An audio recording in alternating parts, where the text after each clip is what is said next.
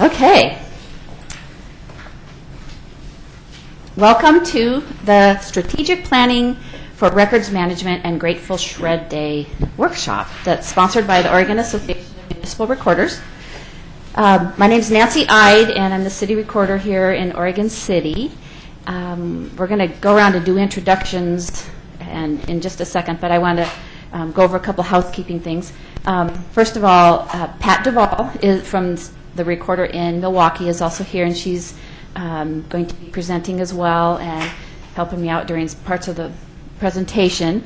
Also, later on, we'll have a questions and answers section on records management, and that Pat will be facilitating at that point too. So thanks for coming. I know some of you came a long way from Tillamook and Sisters and Florence. That's a long way, so we're really glad you're here. Just wanted to make sure that everyone knows that this is being streamed live on the internet today, and that's why we have the microphones around the room, and we have a system here in our chambers that can send it out live, and then later, if you want to review something or show it to one of your neighboring cities, just send them the link, and they can watch parts of the presentation or the whole thing after it uploads into the system. So that's really a great benefit for us in this city, because we have a citizens who really like to be involved. And in fact, that's our goal number 5 of our city commission, is to increase communications with citizens and facilitate their participation. So that's why we have moved forward in a lot of these activities to bring more information to the citizens. So that's that. Since we are web streaming and everyone on the out there wants to be able to hear you, we do have a couple of microphones set up. This is a wireless one, and this was a wired one. So I'll try to, if you have questions, I'll try to repeat your question so that it goes out. But if you would prefer just to speak, that would be my preference. And then feel free to do that. And the microphones are kind of sensitive, so you guys hold them up really close. So that helps to get your message out. And let's see. I think it's kind of exciting that we can reach more remote areas of the state, because through this system, I'm sure there are citizens that are not able to be, or recorders that are not able to come because they're so far away from the wherever the workshops are held. So this just gives them an opportunity to participate as well. And we will be we have a email, if they have questions, if they're listening live and they have questions throughout the morning, they can email them in. And this is Katie over here, and she's going to be watching for those, and we'll let others participate as well. So also, I'd like to introduce Katie. She's our assistant to the city manager. That's Katie Riggs, and she's been with us a whole whopping 5 months, I think. Going on half a year so already. I can't believe it. And then in the back is our audiovisual tech, Renee Hinneberg, and I'm really thankful for Renee today, because he donated his time to come in and film this for us. So yay, Renee, thanks a lot. And also back there is the assistant city recorder, who is she's just going to be observing all of what Renee's doing, so she can be trained in that as well and be able to do it when Renee's not available. So anyway, that's those are the participants, at least in today, and of course Pat and you. And so I talked about parking. I think you're all fine with parking as long as you're not on the street. If you are on the street, let me know. And we have restrooms, which are just right out that door and around the corner. We have coffee and water and tea and so forth right through this door over here. So feel free to get up at any time and help yourself that way.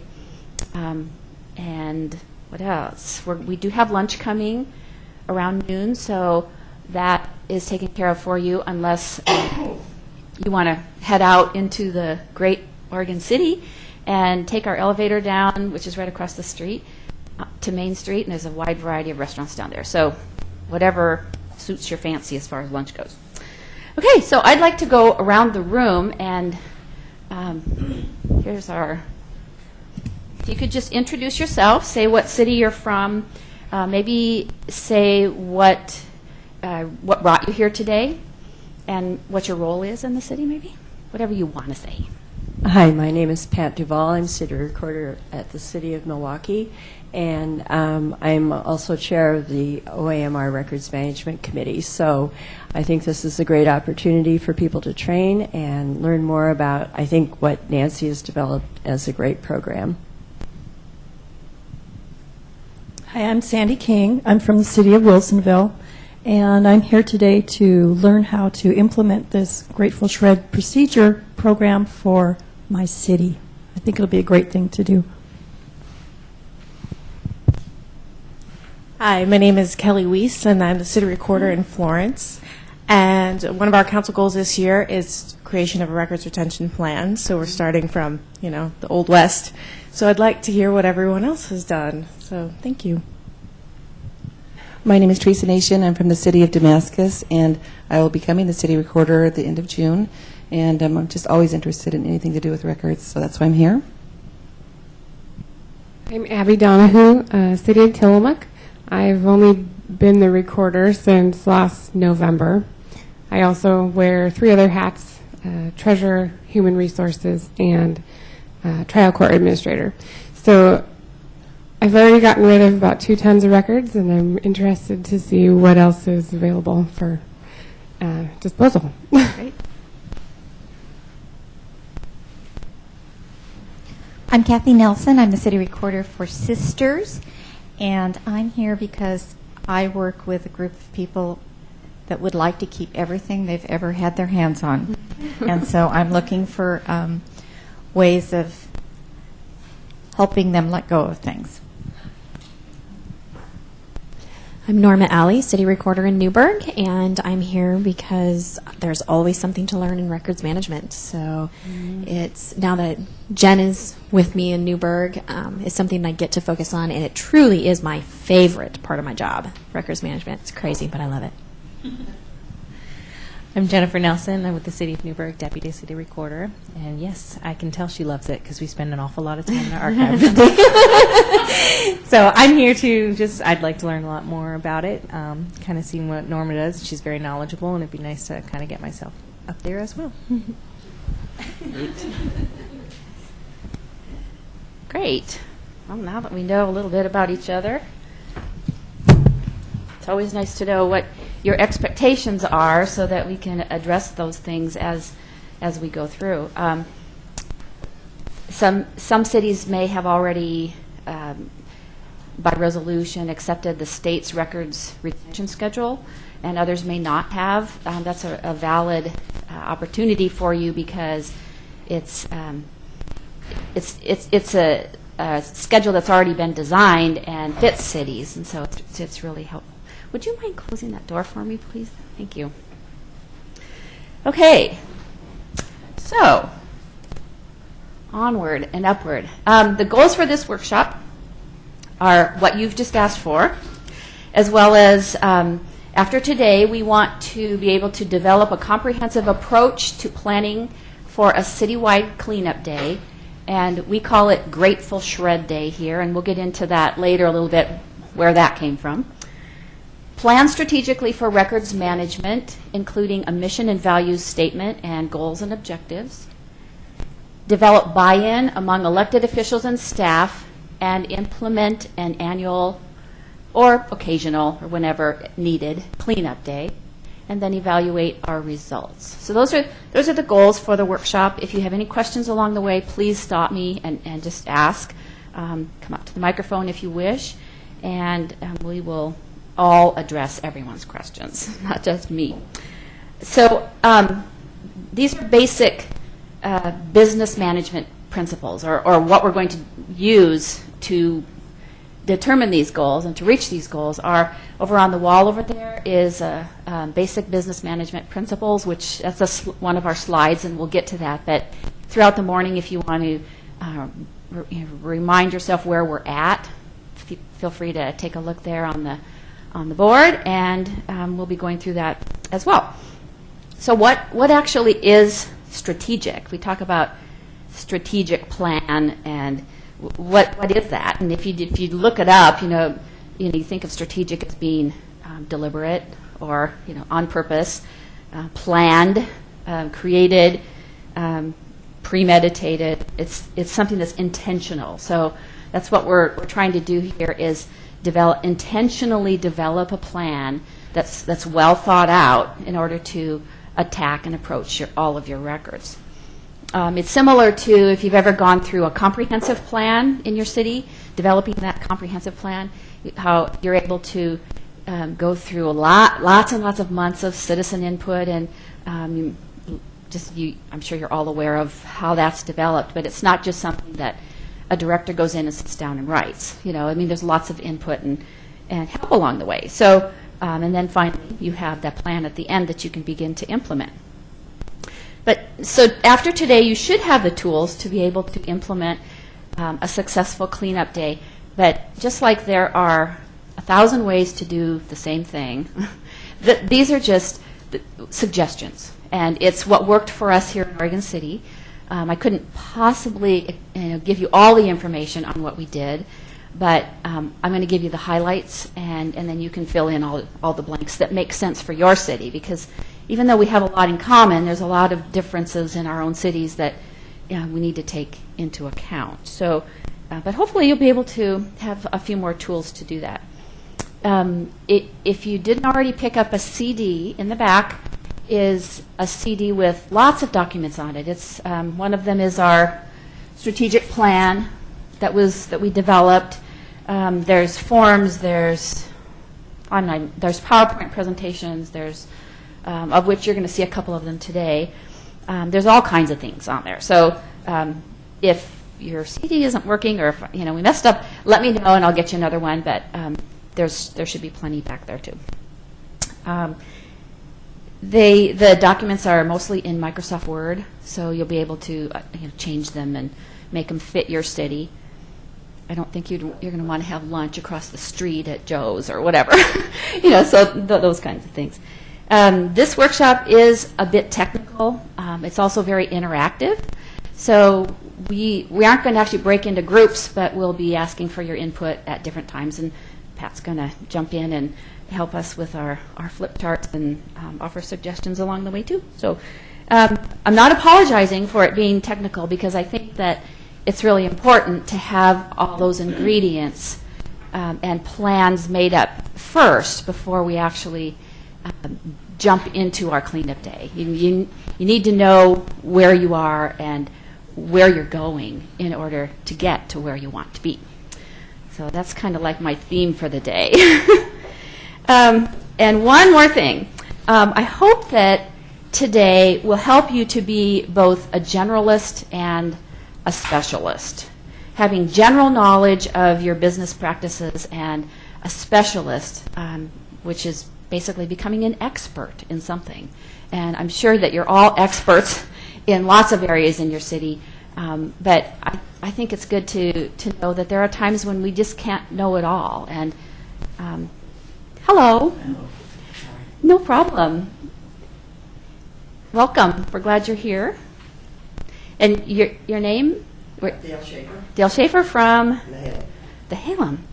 Nehalem. Okay. Welcome. We all have our different expertise, and so you can share those things with others, and we just learn from each other, and we grow that way. So anyway, but I can't go any further without giving you just a little bit of background about Oregon City, because this is a really nice building we're in here, and we moved into it 2 years ago. But before that, we were in a temporary facility for 25 years. And I always say we moved from the Army barracks to the Taj Mahal. I mean, that's kind of how I see it. We had and for new employees like Katie, who come in, who never had the pleasure of being in the old building, we have a great perspective. Those of us that have been here, we know how far we've come. And it just helps you with morale and everything that you do every day. So it can be done. We didn't think it ever could be here in Oregon City, but it can be done. So Oregon City, in case you didn't know, it's the oldest incorporated city west of the Rocky Mountains. And our records date back to 1844. We are the end of the Oregon Trail, and we still have a lot of pioneers around here. Our spirit continues that way. We were fortunate to have had a few good record keepers along the way, and the problem was that they didn't exactly know how to maintain the records. They kept it, but they didn't maintain as well as it could be done. And so that's kind of where our story begins. But I'd like to give you a little more perspective here. So if you could indulge me for a few slides here on some before and after. This is a slide of a very common scene on the left. The photo is of what everybody's desk looked like. There was absolutely no place to store information, documents. It just didn't exist. And so wherever you found some empty space, it was filled with a box or plans or whatever you needed. Of course, then we had our shred day. Well, 3 of them. It took 3 years. But we had those days, and we moved to this building. And now, if you walk through our building, it looks very much like the slide on the right. So it can be done.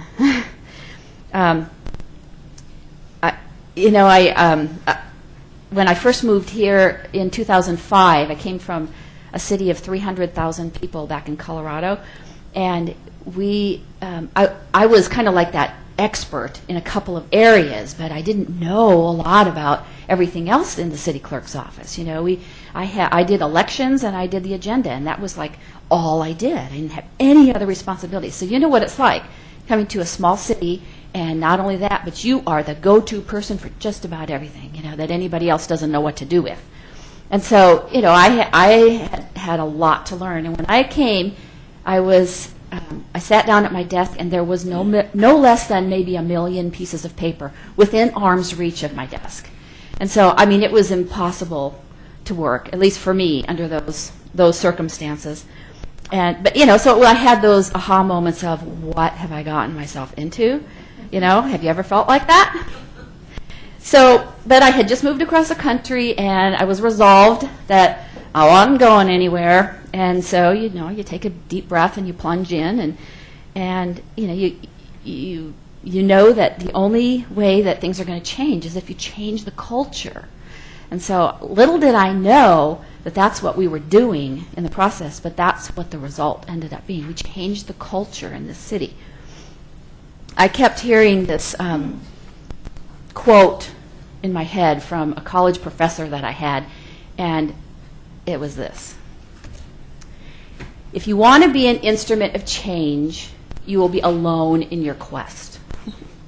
The author's unknown, but that was the professor that kept telling us this throughout the whole class, and I kept looking at that, and I remembered it all these years because I thought, it just doesn't seem right, Why would you be alone? You put good people around you, and you get help, and you train others, but yet, if you truly want to be an instrument of change, you will be alone in your quest.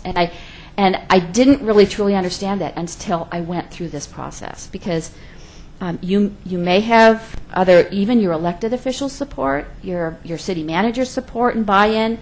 But when it comes to the push and shove, you're actually alone in the pursuit of your goals, even though they've bought into them and they agree with you.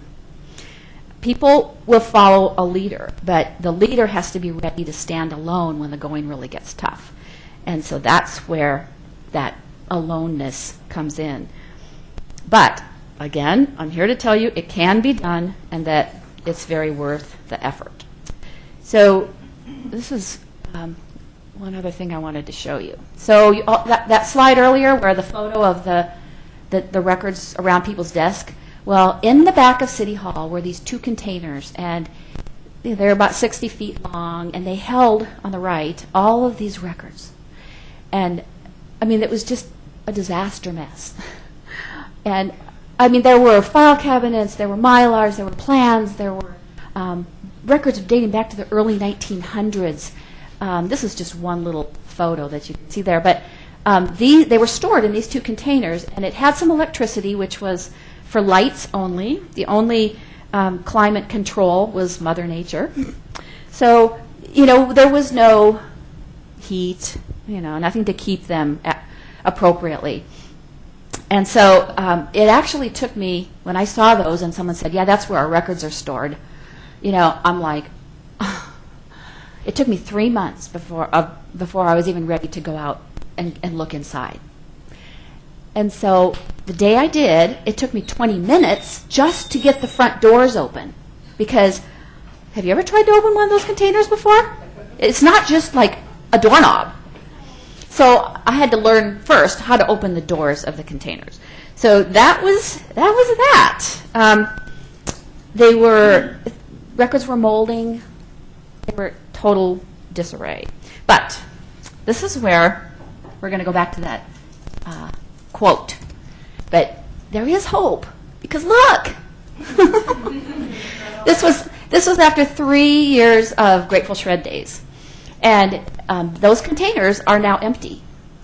And if you can imagine all the work that would have had to have been done to empty those containers, to decide what to keep and what we didn't need, to throw out or shred or whatever was not according to retention anymore, and then where to put all that stuff.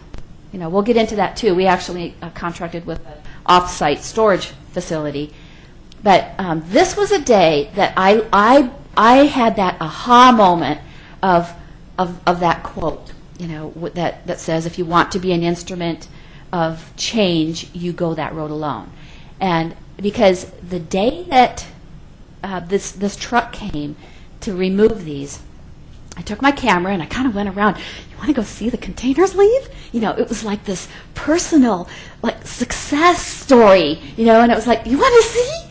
And everybody was like, they've been through all this. They knew what had happened.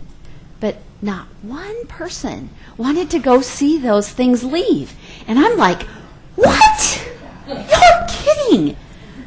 And so I thought, well, I'm going.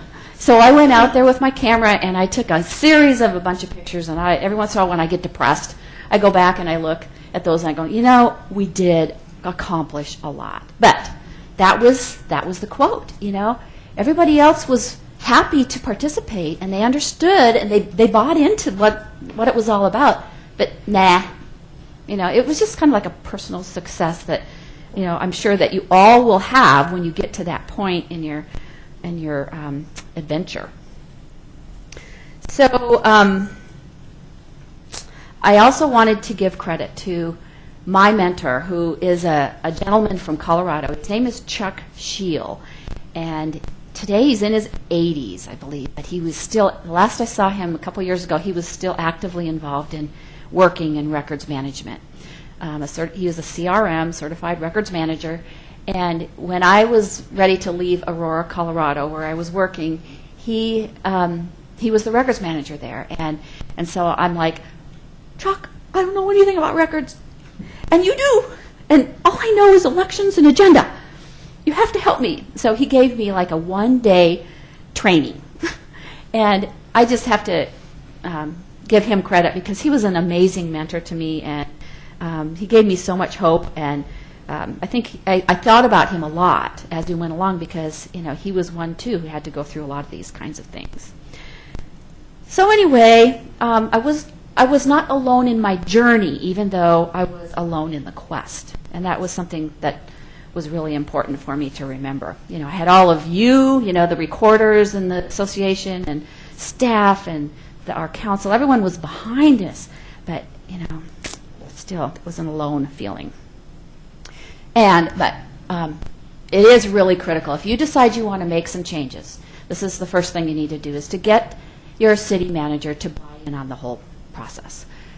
Consult him or her, obtain that support and buy-in. And of course, this was my manager at the time, Larry Patterson, who now currently is interim manager in Ashland, the city of Ashland. And he is living in Bend. He retired when he left here, and so now he's just kind of doing, interim and consulting and different things. But anyway, he was my manager at that time. And he was the one who empowered me to move forward. So it was really important to have his buy-in, and I just really appreciated all that. But so, by the way, did I say that it was important to get your manager's buy-in? Did I say that? I just want to make sure. Okay, so where to begin? What's the first step? This is the slide that's over here on the wall, so you can kind of watch it as we go throughout the morning. This is just really basic business management principles, and no matter what kind of business you work in, these are really strong principles that you can follow to accomplish goals, to develop a plan, and to move forward in whatever you want to do. The first, we'll just go through them. The first one is to conduct a needs assessment and analyze the results of that survey or assessment. To identify the problem, what is it that is the matter? Develop a strategic plan, consult your operating budget, analyze any alternatives you come up with, implement your plan, and measure your results. Sound easy? No, it's not, but it's worth it. All right, so the first step is to conduct a needs assessment. And this survey, I believe, is on your CD. It's a short survey that you can send to department heads with questions such as these that are listed here. And they'll tell you volumes about where your employees' knowledge in records management stand. It only makes sense to identify the city's needs in records management area before initiating a new project or plan. It's kind of like consult your user before buying a new computer or whatever. Just make sure that your users, the end result, those people that are going to do this have had buy-in on your survey. I sent this survey out to our department directors before I did anything else, and it became the foundation that we built on for the next 5 years. So I just wanted to get, and these were our questions. That you may have other questions, but these were ours. And there were probably more on it, but these were the main ones. I'm going to go through each of them just really briefly. Does your department retain its records according to state retention schedules? If the answer is no or unknown, it indicates a lack of training. That's a good analysis. Okay, so we need training. Where are the original copies of your records stored? Well, in our city, they were in departments, in file cabinets, on the network, in storage units. It meant in containers, in an attic at Public Works. It indicates that there's no centralized records management storage. Another good thing to know. Name the media types associated with your records. Well, there's everything from CDs, photos, electronic copies on hard drives, databases, videotapes, milers, DVDs, cassette tapes, hard copies, microfilm. Any others? There's hundreds of different media types. And this will help you to see the need for management of many media types. Another one is have your staff members ever received training in records retention? And if the answer is no, then this is probably an indicator of where the greatest need lies. They need to know and understand that records retention schedule. And lastly, have staff members ever received training in email or social media policies? And if your answer is no, then this sets you up for legal disaster.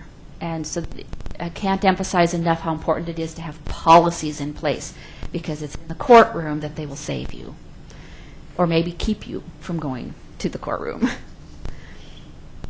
So, moving along. Identifying the problems. That's the second one on the list over here. The second step, identify the problem or problems. Know the problems. Knowing the problems will help you to establish your goals and objectives later on, which we're going to take a shot at. So the bullets here, records stored in, here in our city, this was our problem. Records were stored in a container in a parking lot, in the attic at Public Works, on any shelf, closet, cabinet, anywhere. The problem was they were not readily accessible, right? Isn't that a major records, they need to be accessible. The storage areas were not climate controlled, inadequate records destruction practices, poor use of retention schedules, staff inadequately trained, historical records at risk, and inadequate staff. So this is where we're going to take a shot at learning about the Starburst tool. And Pat, this is where I might need your, this is you. So this is just for some fun. What I'd like to do is pass out some little stickies here. If you could just take several and pass them on back, like maybe 4 or 5 or whatever. What I'd like to do is to have somewhat of an interactive exercise by using what I call I don't call it, it's a business management tool called the Starburst tool to help identify the problem. And this tool is actually designed to help make decisions. And what we want to do is it involves creating what your main problem is and putting it in the center of that star, and then identifying a number of records issues that will break down the main problem into smaller issues. And the exercise will help us to ask the tough questions in your own city and seek a plan to resolve the issues. So the Starburst tool helps us to identify a problem. It requires critical thinking. It identifies the problem in the center of the star. It generates responses to explore issues and ideas. Then we'll evaluate the issues and ideas into 5 different categories. And each point of the star is bursting with ideas. And of course, we always want to analyze our results.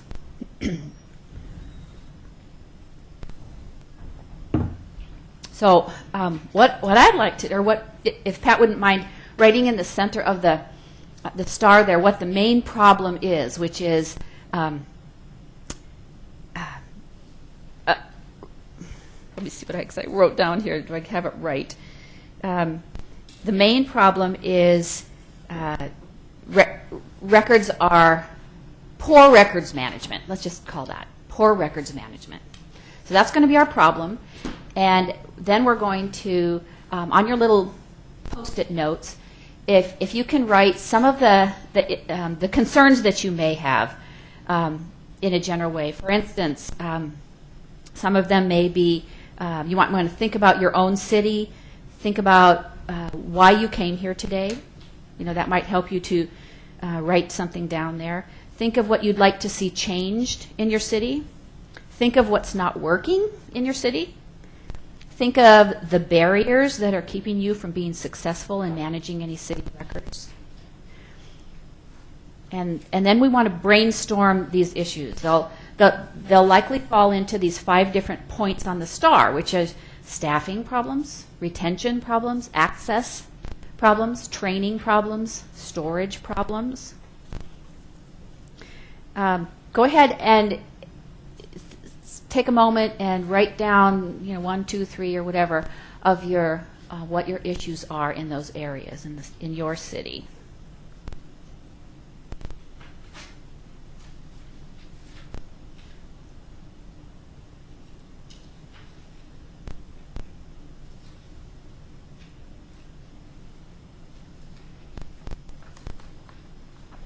For instance, in my city, staff was afraid to destroy records, and I think that was your problem too, wasn't it, Kathy?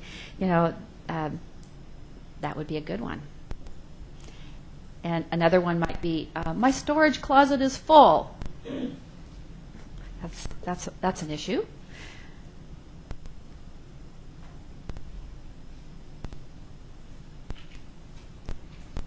And then when you have a couple of those, hand them to Pat, and she will read them off to you, and then you can decide which point of the star you think that particular issue belongs.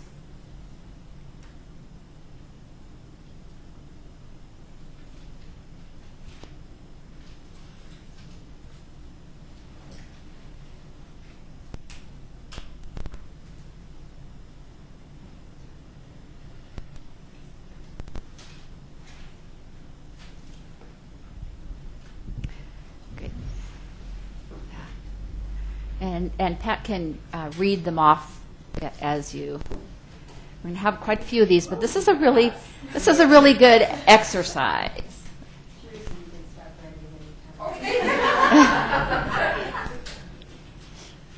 You mean we have that many problems in our city? But you know, you'll see that we may have duplication of issues too.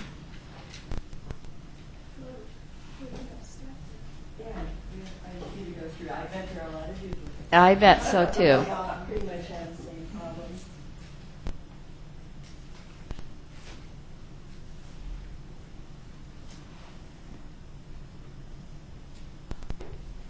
Do you want me to help you? Okay, we have quite a few going here. Sitting here listening to Nancy made me think about how we got our records program kicked off. I came into work one day and Dan Bartlett said, "You better go home and change your clothes because our basement flooded." I don't know how many of you actually store your records in the basement, but a lot of us do. So sometimes necessity is the mother of invention. That's true. We have departmental records liaisons, but they're not really on board. They think they're too busy. Anybody have that? So where would you put that one? Staffing. Retention. Want to keep items past the retention schedule. Yeah. True. I don't know. I find, and maybe you have too, that people just think I might need this someday. They may be aware of the retention schedule, but you know they might need, just in case. So I don't know. Where would you put it? It could go either, I suppose. I think, well, either of them, both. Either or both? Okay. Maybe that was the intent for whoever wrote that. It's training. Staff members don't understand the need for records retention. So, training?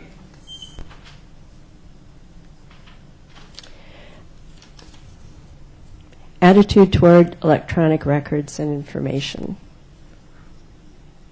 Who wrote that one? Me. Oh, and where would you like to put it? Probably under training, because they think that everything has the same value, Okay. just because it's electronic. And it's easier to hide that way too, isn't it? Until you start looking on the shared drives. I'm a one-person department with a two-person job. It's a lack of time.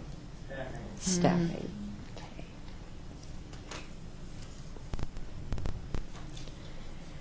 Understanding what to keep versus what to let go. Everything has the same value to people. Training? Interesting. This is, Looks like we have some training issues. yes, we do.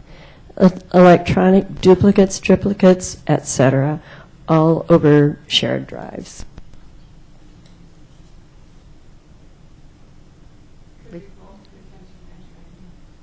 I was thinking retention. Yeah. Oh. Do you? That too. Yeah. Because if you've got, duplicate documents, who's going to know which is the most current one you use? That. I mean, like we put all of our staff reports on a shared drive prior to putting the packets together, and God only knows how many other shared drives they're stored on. And I guess people don't trust each other to have, no. So, storage, access? Okay, we need something over here. Exactly. Well, I just might need this convenience copy over here. Staff who hide their electronic records? Who would do that and not accessible to others, public records? I know, we're doing the TRIM project with the state, and just looking into people's shared drives is horrifying. It is totally horrifying. So where would you put this one? People try to hide their records. Okay. These are all yours, aren't they? Oh. Department heads not enforcing records management. I can vouch for that one. That happens to me all the time. Yeah, I agree. Training. Training? Sometimes there's those aha moments for people. One, I'll never forget someone over in, I won't say which department, when she learned about email, that email was also, or could be, a record, and that had a retention. She said, "You mean I have to keep all my email? We all know how much email we get."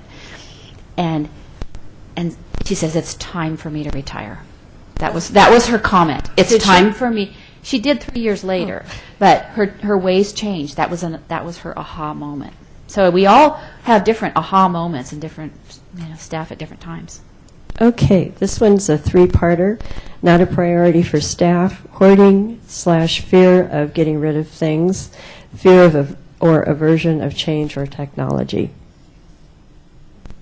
What do you think?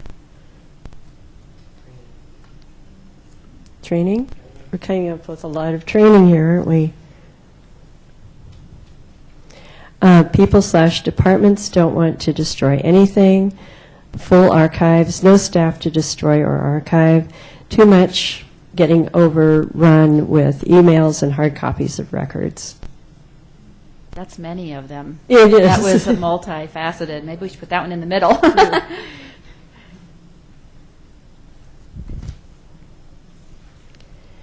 Records are stored in every nook and cranny with no rhyme or reason. Okay. Keeping everything because they're afraid to get rid of anything. Also keeping duplicate copies of records. Retention? City managers supportive, but department directors are not. Ooh,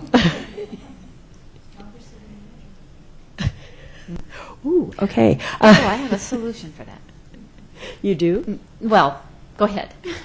Where would you like to put this one? Training? Included on your CD is a letter from the city manager to the rest of staff. And it was when we first we finished the strategic plan and approved it through the council, and it was time to launch it to staff. And so our city manager wrote a letter to all of staff and told them what was up and coming. And so from the very beginning, there was a directive from the city manager to cooperate with the plan that had been developed. So it was the key, to getting things going among staff. I mean, everybody knew something had to be done, but nobody wanted to, take it on. It really helped. So do you think that letter was critical? Absolutely. Mm-hmm. Yeah, and you've got a copy on your CD there. Okay. Yeah. Did it become part of their performance measures? Well, I didn't sit in on those evaluations, but it could be. It could. That would be a really good point. Yeah, okay. People are too busy to do records management. Staffing?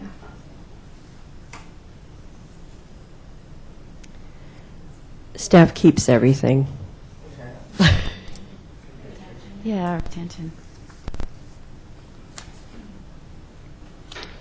Not enough admin staff to implement.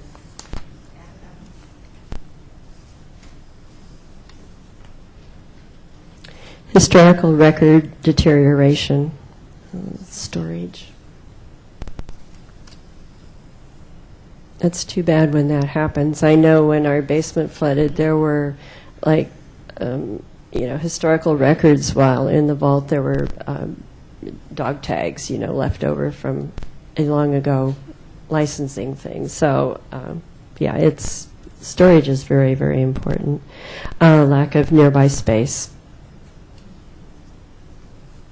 Storage.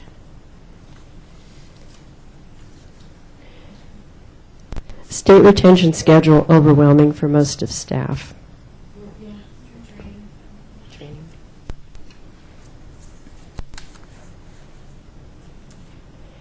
Unable to locate important documents. Access.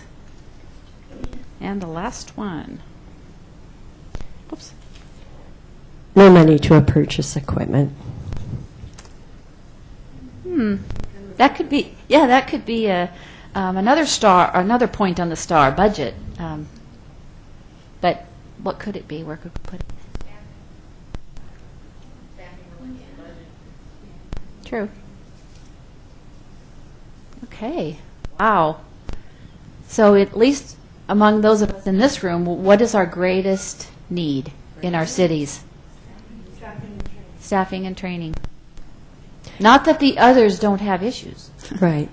I know, I think training is really hard, to gain the respect of the other people in your organization that you are an authority on records management, and I think that's the difficult part. That's how I found it anyway.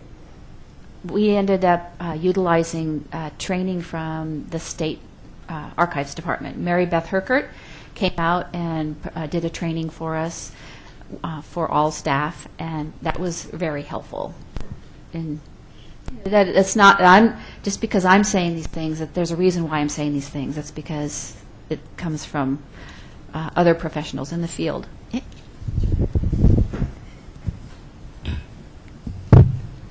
know the state is very open to doing that kind of training, but is your staff open? Did you make it a mandatory training, and what type of accountability did you have to be able to hold them to the fire of attending that or getting that required training? That's where the buy-in from your city manager came into place.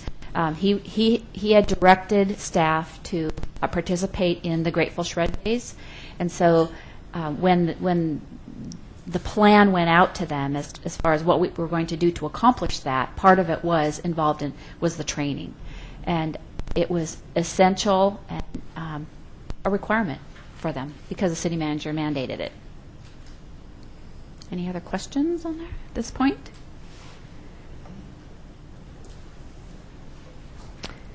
Okay, we're going to remove this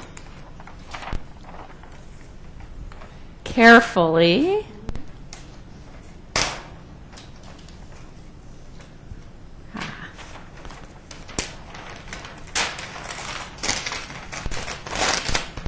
Let's just lay it down behind you there, Pat. I put it up, but I'm afraid we'd lose them. If you ever want to come look at these, there it is. Okay, so we have another one. And this one is similar. We're going to switch gears a little bit about our problem solving. We're going to use the same general 5 areas, but let's brainstorm solutions to issues that were identified on the previous chart. This room is filled with a wealth of information. You've all been doing this. If we added up all our years, there would be a lot of years of experience in here. And others may have solved some of the problems that we identified already. So it's just time to share some solutions. So for starters, storage, for instance. If I were to tell you a solution that we did to our storage issues, we contracted with an off-site storage facility. That was our solution to emptying those 2 big containers that you saw. It was a lot of work to get it all out and done, but it's operating today. We use that facility when we need those records, although we only store mostly permanent or very long retention documents there. But there's an immediate 3-hour recall of those documents, or a 24-hour, just depending on what your needs are and what you want to pay for. But that was the solution to that initial problem. So that was one. Let's take a moment with our little Post-it notes and write down what some of the solutions have been for you in these different areas: storage, staffing, retention, access, and training. You can participate if you want.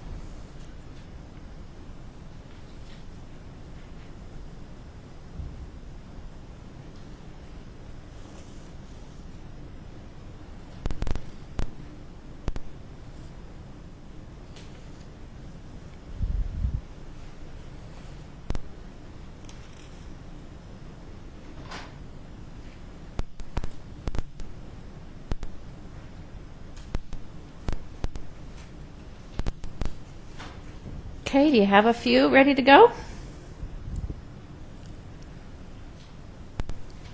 Another minute?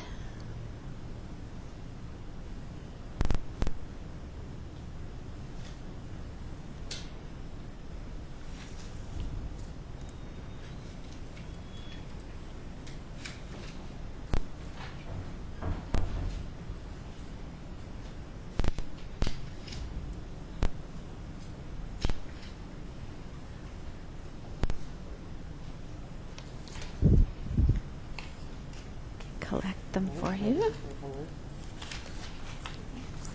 Okay.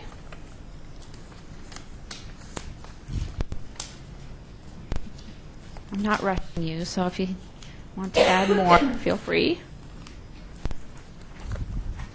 Okay.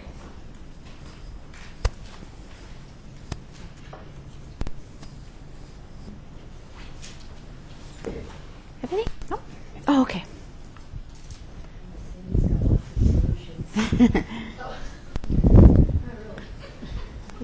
Want me to hold them? Was that helpful? Yeah. Okay.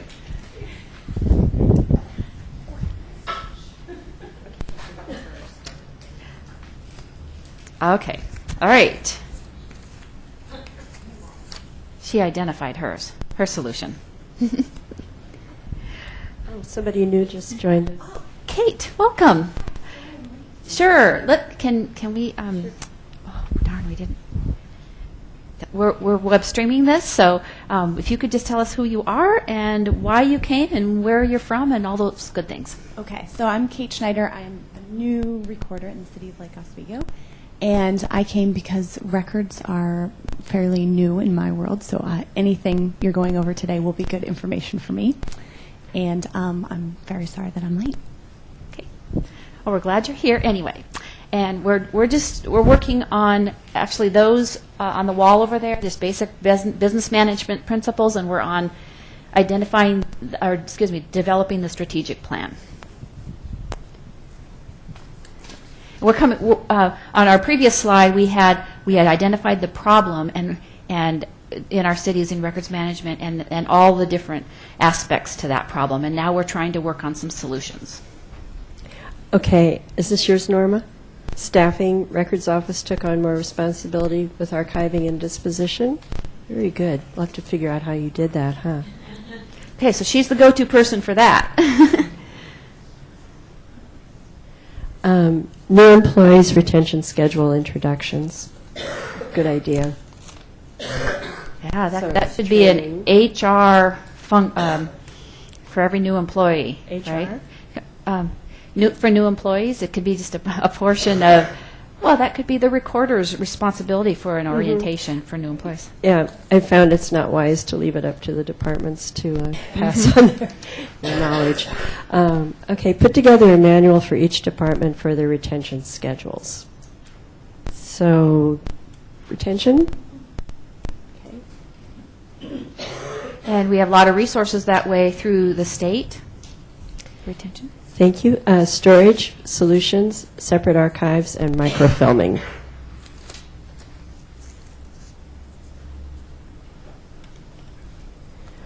Vault space for vital records. Oh, excellent. That's an area of great need for me yet. I'm a walking dispensary today with cough drops and throat coat if you need it. I'm trying to Water, tea, coffee in the back. Right through that door. Help yourself. And there's cups there, Katie. Record purge and moving day, removed records past retention schedule from 1980s forward. Where do you want to put that one? Okay. Retention. Visiting departments one-on-one with training and offering help. Training? That's great. I'd like to, whoever wrote that, I'd like to hear how you did that, how you went about visiting those departments and what you used to train. Distribute appropriate retention schedules to departments for refreshing. I think this is a great idea. The whole retention schedule is overwhelming, but lots of it isn't applicable to every department. So it's like, give them what they need, not too much. And one thing I always do on this, I just use it electronically too, in case there have been updates to the retention schedule, so that everybody has the latest one. So, retention? Attention. Training. Meet with every new staff for one-on-one training. Create a standard operating procedure for department records coordinators. I think that's great to capture employees when they're new. When you do that, those who do it, do you do every employee that comes on board, or at a certain staffing level? I think that was mine. Sorry. Everybody wants to hear what you have to say. That one was mine, and from Newburgh. Yes, every level. The only ones we don't do are police, because they have their own separate records department. So when they get new records managers and whatnot, they definitely take good care of that. And then I will follow up with them. But I don't do every police officer. I don't do every fighter that comes in, EMT. But I do every other staff member if we have a new employee. Do you do utility workers and library aides and that sort of thing also? I do the office of the utility and the management office of the library, Okay. but not every individual Right, one. okay. And when I say office, that does include our crew chiefs for utility. Even though they are out in the field a lot, they're responsible for that Right. record, for that crew. So yes, I would touch on a much smaller scale. Like we just had a new department head come in, so spent a whole lot more time with the department head than I would a crew chief in the maintenance division. Right. So your training is scalable, right? Absolutely, yes. Okay. But I touch as many people as possible because everyone's responsible. Everyone has an email, Right. and every one of those emails is a record. Okay. Thanks. Obtain help from public works laborers for records movement. Staffing? These are great solutions. Policy that electronic copy serves as the original. Or would you like to put this one?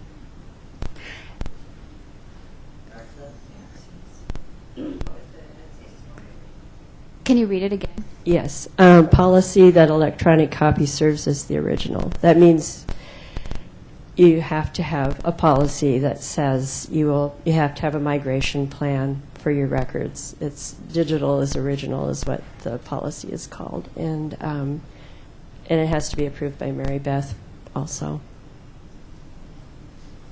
And these would be for records under 100-year retention, correct? Yes. Because anything that's 100 years or over still needs either to be saved by microfilm or paper. So until the law's changed. But this would take care of a whole lot of Yes. Right.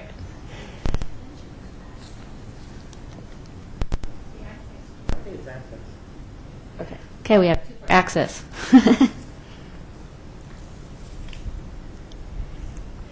Buy-in from finance department heads so they understand consequences of lawsuits and issues. So kind of putting it in the risk management arena.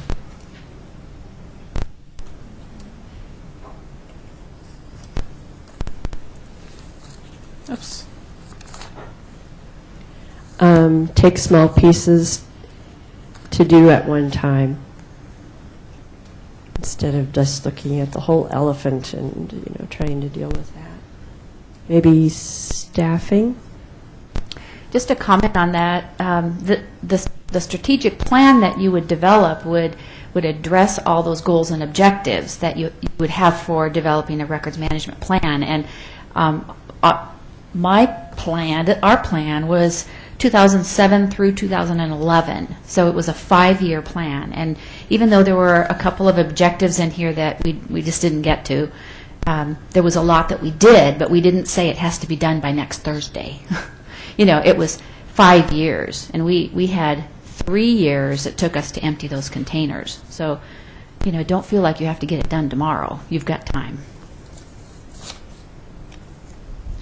Develop a speakers bureau to help with introducing some of the ideas. to your departments or to your cities. Okay, training.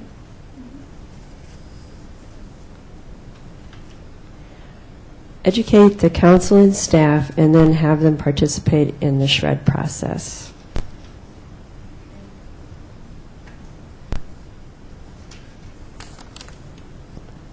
Looks like training's getting a lot of attention in Good. both We the got some problems good- and solutions. Work towards electronic records management.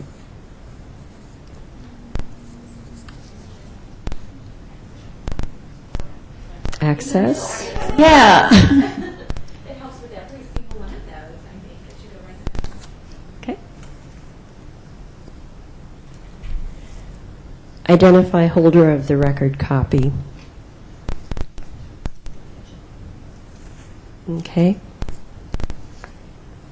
That kind of means that, when people buy into the program, they'll be able to let go of some of the things that they're keeping unnecessarily, or maybe what they think is a duplicate but is a draft or something like that.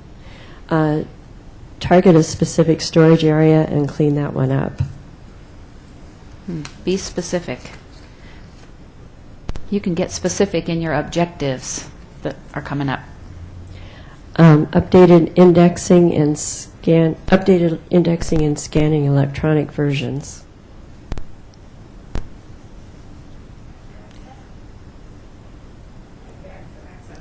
Is this your question? Or your? Oh, okay. Access. Okay. Control over the archive building to the city recorder.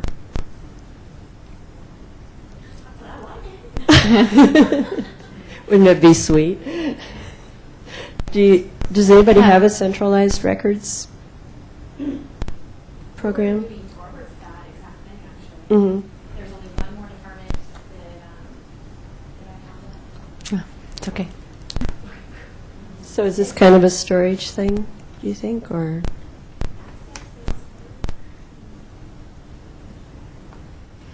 Access and storage is kind of both. Just depends on what your need for the record is. Request assistance from other departments for admin support on a limited basis. Staffing? And last one. Dedicate specific time for records management on your calendar as a meeting time. Okay. Great. Thank you, Pat. Katie's going to take that off, and then if you're interested, would it be helpful to have some of these like typed up and sent to you? Okay, great. We will do that. We'll carefully fix that so that we can send that off to you soon. I suggest that you use this Starburst tool on your own. I mean, look what it did for us. We identified the problem. We identified the main issues that address that problem. It helped you to be more specific in what the minute problems are, and then gives you some options for resolving those. So it's just a nice tool to use. We're going to go through one or two more slides, and then we'll take a quick break. And I think might be losing my battery. Next slide is, and the next step up on the wall, develop a strategic plan.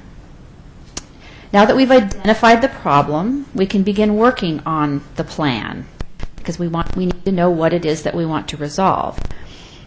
Strategic planning involves your senior management's efforts at addressing long-term goals. It's a deliberate effort being made to identify the organization's values, its mission, its vision, and to communicate these concepts to the entire organization. Senior management is responsible for that critical thinking element and the higher level decision making related to the company's goals in the long term. So we'll go through each one of these statements on future slides, but that's just sort of an overview of what the strategic plan does for you. remember, if you don't know where you're going, how will you get there? So that's another main theme of this morning is know where you're going. If you don't know where you're going, you won't get there. And that's kind of a common theme even in your own personal life as well. You know, do you have any personal goals that you have? You know, and what are they, and how do you plan to get there? In your own mind, you may have even developed your own little strategic plan without even knowing it, because you know what is important to you, what your values are, you know, what direction you want to take. Anyway, that's just a side comment. So I think, are you ready for a break? Want a quick break? Let's do that. Let's just take 10 minutes, and then we'll move on to values. We're going to identify some of the value statements, the vision statements, and the mission statements to help you to develop this plan. And we're going to spend a little bit of time on this because it's really important to have this done, because this is what you end up taking to your council for approval, and you want to know that you can meet these objectives that are in here. Okay, we'll take 10 minutes, and restrooms around the corner, and there's more food and drinks. Yeah.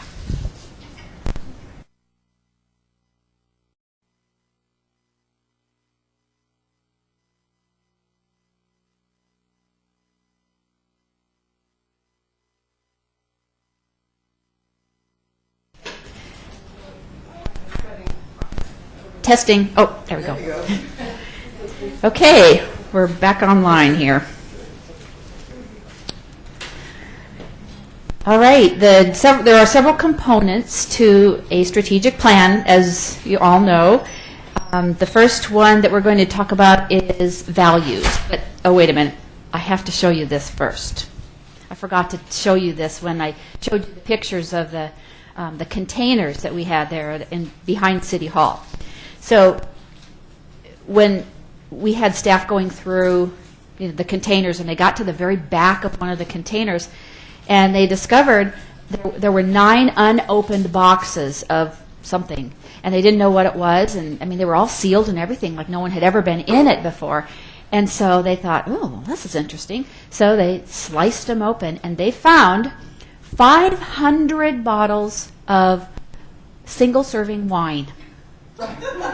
And they were, it was, you know, you talk about your worst nightmare or your, of course, that wasn't a nightmare. It was just like an interesting fact.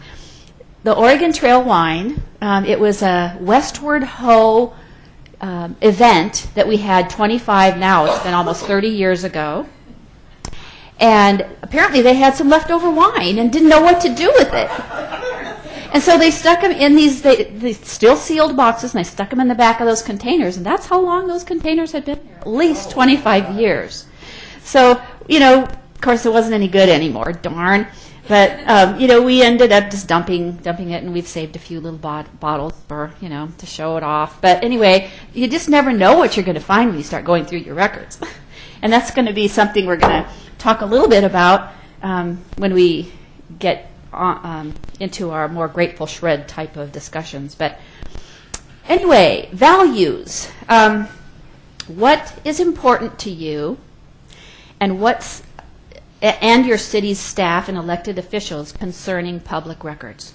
This will help you to develop your values statement. You want to know what it is that's important to you when it comes to records. You know, off the top of your head, is it, you need to be accessible, or we need to follow the law? You know, what are your values when it comes to that? A value is something that is important to you or your organization all by itself. Like, for instance, your personal value might be good health, or family, security, faith, you know, whatever your personal values are. For your organization, you know, like the city of Oregon City, maybe a value might be managing your risk, or for your records department, accessible records, or, like I said, complying with the law. Some more might be working together as a team to accomplish goals, or acting honestly and with integrity concerning all of your records. Not being lazy and just, oh, they won't miss those records. Those records have a value and a retention. What is it, and how are you going to deal with that? I have a quick little video, excuse my back, that I wanted to show you really quick here, if I can make this all work, that shows the difference between values, vision, and mission. It's just a really quick little thing that should be pretty helpful. These are two kind of funny guys. Okay. I'm the editor-in-chief of dailyhrtips.com, and I'm here with Dr. Kevin Nash, our Human Resources and Organizational Development subject matter expert. Uh-oh. Guess it doesn't like that. Just go back to the beginning. Yeah. Expert, and we're here to talk Oh, come on. about a couple of things that are important to every organization, and that are company vision, Oh. the company mission, and the company values. We're here to discuss exactly what each of those things are and how they contribute to an organization. With that, Well, if this keeps up, we won't. Dr. Nash, can you elaborate more? Thank you.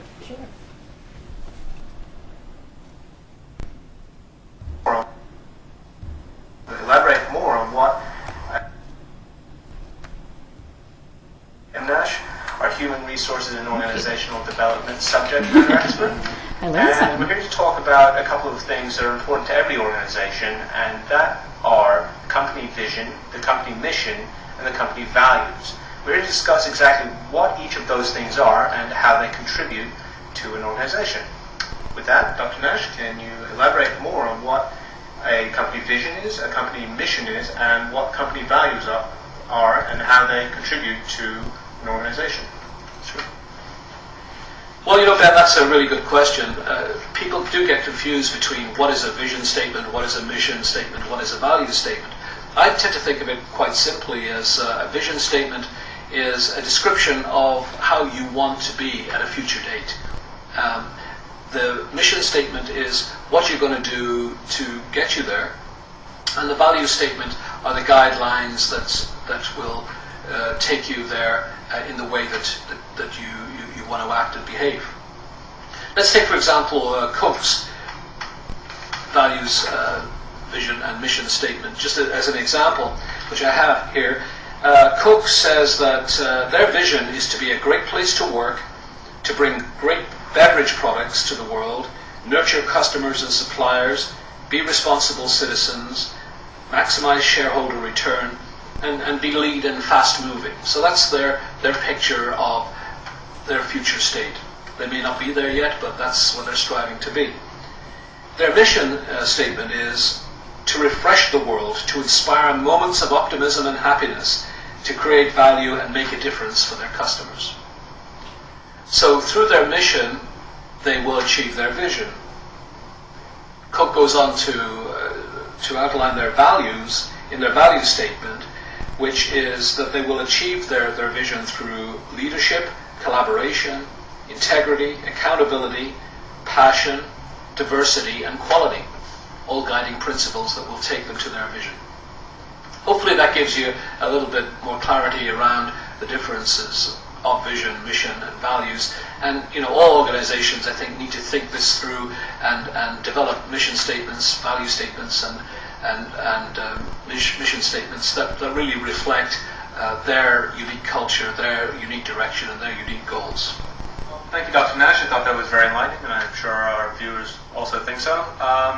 For more of our daily HR tips and human resources news, please go to our website, which is www.dailyhrtips.com, or you can see more of our videos on youtube.com/dailyhrtips. Alrighty. So, Pat. Yes. Yeah. Yeah, this is your cue.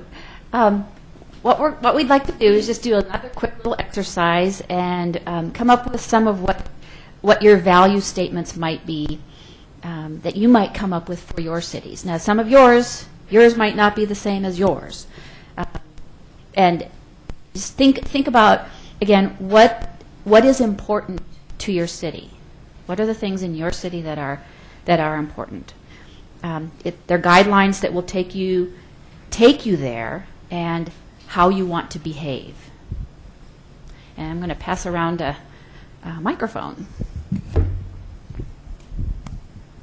Again, things like integrity of records, access to records. Any takers? Okay. Organize our records. Okay. That's A value, to be organized. Okay. Increasing staff efficiency by greater access to the records at a quicker speed. Okay, so efficiency. Anyone else? Completeness. Say that again? Completeness, to make sure you have the complete record. Anybody else? Those are great values. It's something that when you're working on your plan, you want to spend a lot of time talking about with other people, with other staff members, with your city manager, even with your council members on the side. I think it goes with completeness, but accuracy. I think that's important that we not only have the complete record, but it's an accurate, complete record. And legality. I think that we should value abiding by the law as prescribed by the state archivist. Great. To provide excellent internal and external customer service through records accessibility. Mine's kind of along those same lines, and that's transparency, so that when people come in for a public record, they feel like they're getting the whole package and they're getting what they've really asked for. You're not hiding anything from them. So you're basically saying integrity. Yeah. Just the city's integrity. Yeah. Anyone else? Okay. What we'll do is we'll type all these up and send everything to you so you can have something to go on. Also, I think I mentioned that a copy of our strategic plan is included on your CD. So to be honest with you, though, our vision and value statements need more work. And that was 5 years ago when we were looking at different things. But I know that it would be different for us now, too. But we have different needs now as well. So I just was going to add, I think sometimes our elected officials think perhaps internally we're better organized than we possibly are. And I think keeping the legality and protecting the cities from litigation is also very important. Mm-hmm. Okay. Yeah. That's great. Okay, the next slide is vision. A vision statement answers the question, where do we want to go? It does not answer the question, how will we get there? It is your hopes and your dreams for the future. The gentleman on the little video said that a vision is, how do you want to be at a future date? What are you striving to be? Any thoughts along those lines? What could we write down on here for vision? I'll run it back. This would probably apply to smaller cities, but to be a professionally run city, have a professional. We've come from Mayberry up to a professionally managed city. Any others? What do you strive to be in your cities?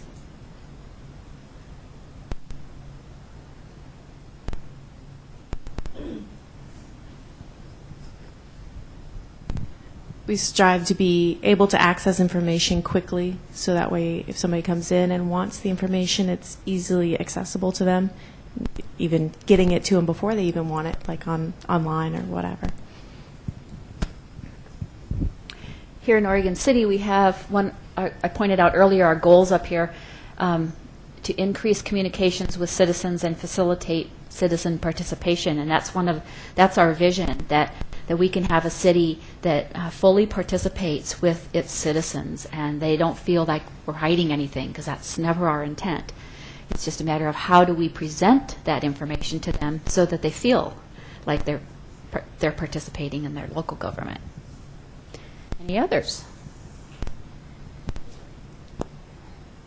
I started in Halem in November. No, I'm sorry, in August. I'd had 21 years of experience in another city on the other side of the state. The first thing that they were doing when I got there was a workers' comp audit. You couldn't find stuff. I want to be able to find stuff. Oh. Just be organized, find it, know exactly where it's going to be, and where it should be. Right. That's basic records management principles. Any others? Any words of wisdom, Pat? Oh, Kathy? Kelly, I'm sorry. If we have the information more readily available, it helps with decision making. I think sometimes we make bad decisions because we don't have the information readily accessible. So I don't know how you incorporate that, but better decision making.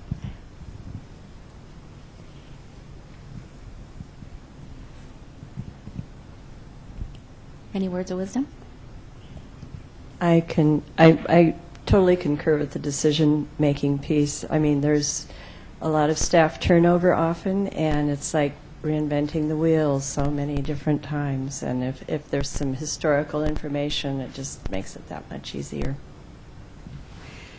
Just as a side comment on decision-making, that Starburst tool that we used earlier, that was actually developed as a decision-making tool. So you could use that with your the problem in the middle, and then brainstorm or Starburst all the different solutions that you could have. Okay, so we're going to go on to the next slide, which is the mission statement. What is the mission? What is the assignment, the undertaking, the purpose that is being targeted? A mission statement is an unchanging declaration of the department's purpose. And I copied ours for my office. This is not the city's mission statement, but this is just for the recorder's office. The city recorder's office will provide ready access to public records to the citizen, the public servant, and the city commission at the right time, to the right person, at the right cost, and for as long as needed. So that is our mission. That's a pretty basic mission statement. And I got a lot of input on that from various sources. So it's similar to one that you might even see out there, but we just kind of revised it to make it fit for us. Again, the purpose of the mission statement is to identify the who and the what areas of the city's strategy. It may even appear a bit vague because you can't put all the elements of what your mission is in one statement, but its purpose is to give the overall picture of what are the city's goals. So here we go. What might be considered main components of your mission statement? For instance, ready access to records. That might be your mission, ready access to records. Any others? What might be your mission for your city?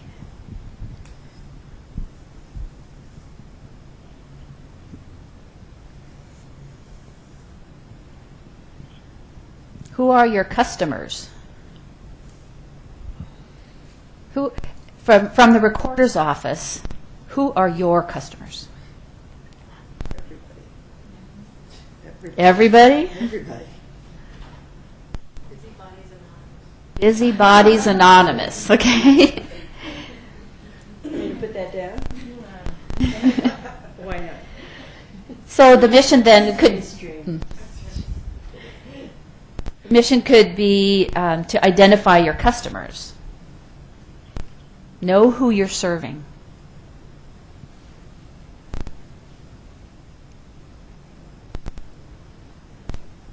Okay.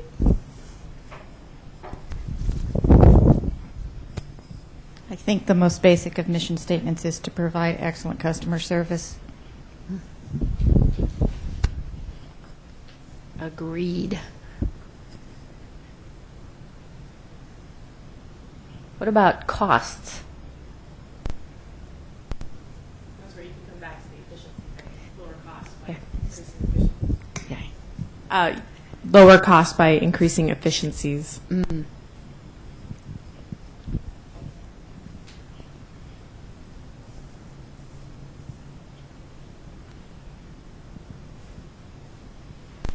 Any others?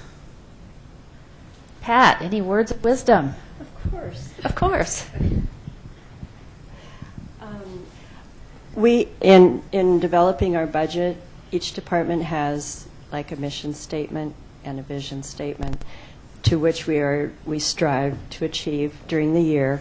And I think also having performance measures built into it, you know, like the turnaround time that you have for your public records requests, or how quickly you get things posted on the internet and things like that, that where you can actually show your boss and the budget committee certain measurements that you have implemented, and I think that will help you find some funding along the way. So I don't think it should be undersold that you know, a mission and vision is very important to your programs. So an effective leader, and you all are leaders in your cities, will collaborate with team members, with OAMR, the Recorders Association, with other recorders, other professionals, employees, to develop your mission statement, to encourage ownership among the participants and the stakeholders. So you want to continue to keep that thought of buy-in. You want all employees to grasp your mission. If they're out in left field or on an island by themselves, not going to help you accomplish your goals. So it's really important to help them to understand your mission so that it's their mission. Okay.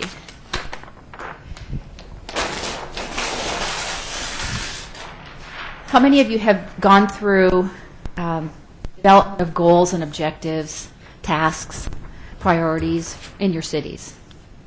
Through your city council, of course. It's just a real common thing for cities to develop these types of goals. We just finished our process this last month for this next year. And this is another reminder that goals flow from the strategic vision and the mission and reflect the life cycle of records. Ah, that's something familiar. Again, without a plan, how are you going to get to where you want to go? Remember the problems that we kind of identified before, you know, the poor records management or needs to be improved records management. Now that we've explored the vision and the mission, we can focus on developing goals and objectives that will help us to solve the problem. So we need to break the mission and the vision down into strategic or deliberate steps. And before moving to the next slide, I want to emphasize that it's important to remember that the members of your team, such as your records liaisons, any other stakeholders, any other employees, your city manager, the department heads, your city council, that they're informed of the goals and the objectives and are contributing to those efforts.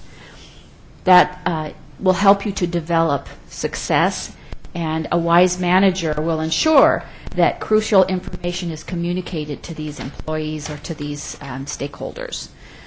You want them to be empowered to do what they can do from their perspective to help meet your mission and your goals and to carry out the objectives. So remember that We all know this life cycle of a record.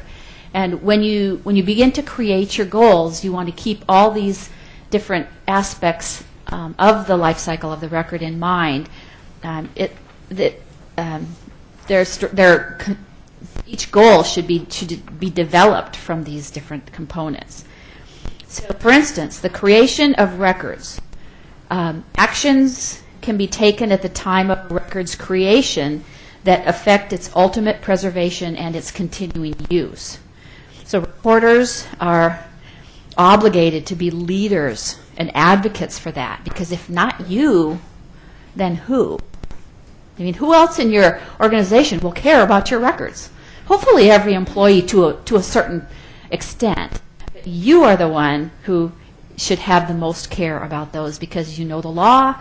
You've got this great Recorders Association to help you, with identifying these things. So you are the one that's the leader in this, and they need to, they may not want to, but in their heart of hearts, they know that they need to develop good records management skills. So for goal number 1, if we don't take the lead again, who will?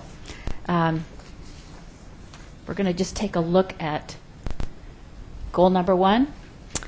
The following slides describe the goals and objectives that were determined applicable in my city. Yours might be similar, or you may be at a much different place than when we were developing our plan. So keep that in mind as we go through this. If something doesn't, if you're just not there, that's fine. You're in a different place. So just keep that in mind. Goal number 1 is reflected in the first and the second steps of the life cycle, which of course is creation and distribution. And I want to read to you my goal number 1. Public records are created, identified, appropriately scheduled, and managed for as long as needed. The key words here are created, identified, scheduled, and managed. And a couple of let's work this again. Sorry, Pat. Let's just come up with a goal.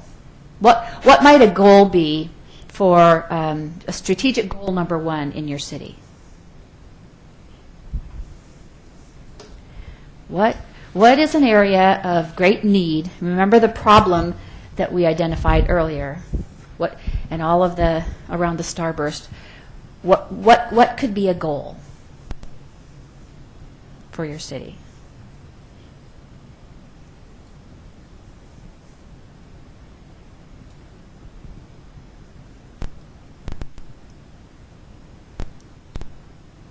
I remember putting things on there that training seemed to be an issue. A lot of the problems focused on training, so that might be an area to think about as a goal.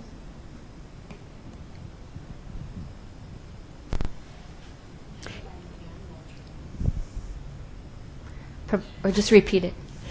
Provide annual training on records management, like a Records Management 101 sort of thing. Keep in mind the life cycle. If you are developing your goals according to what are standard records management procedures, this is the life cycle of the record. So start with your first goal in, well, we don't need to have to start with creation, but where would training fall under something like this? In use, distribution,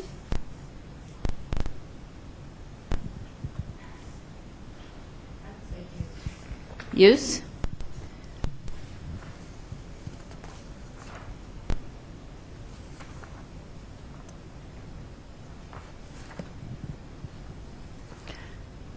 Okay, so let's take that as a goal. Let's say that we've worded it just right so that one of our goals includes annual training, any type of training, so that all of your employees understand what retention schedules are, and all those matters concerning records management. What would be some of the objectives to reach that goal?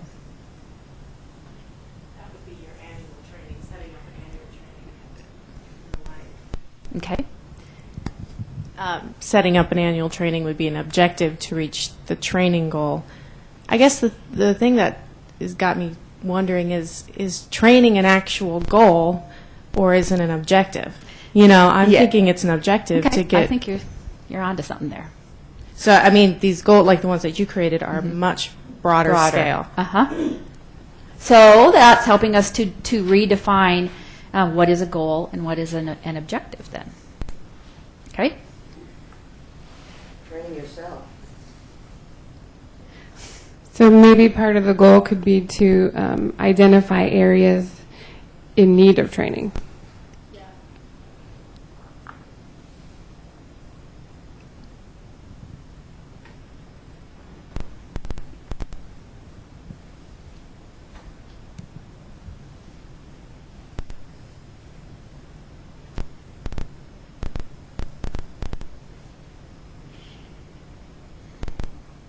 Other objectives that we, think specifically now. What objective?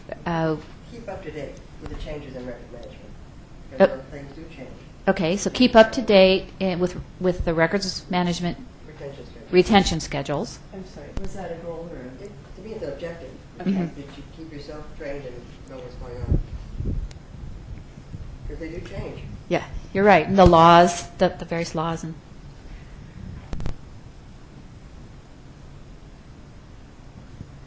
As we move along through the rest of the morning, you're going to see a presentation on training your liaisons, your records liaisons. And if you don't have liaisons, then how do you get liaisons? And how do you train your, if you want to call it that, your city council?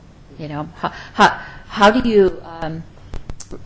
We recently had a member of one of our boards and commissions want to have a listserv in our city, and it was something that dealt with all kinds of matters concerning open meeting notices and citizen participation and just a lot of laws concerning open meetings.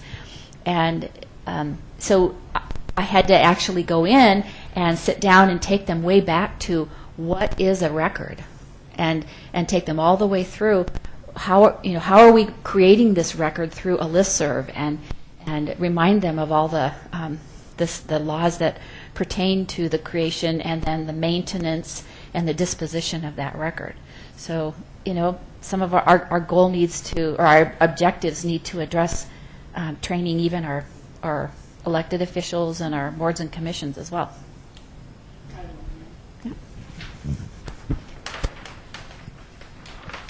Our city does have a records information manager from each department, so on a quarterly basis, all the records information managers get together and we discuss issues that we might be having regarding records.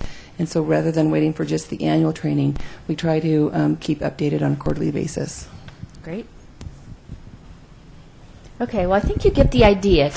If you take the life cycle of your record, and develop your goals based on each one of those, you have a foundation from which to begin to build your objectives.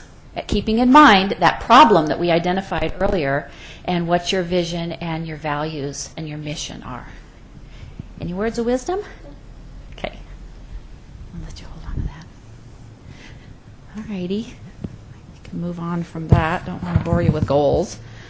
I'm going to go through a few of our other goals here, though. Another goal might be electronic public records, including electronic mail, are controlled, preserved, and made accessible for as long as needed. And objectives under this one might be similar to developing policies to support electronic records, like an email policy or a social media policy, your data migration policies like mentioned earlier, and there's others.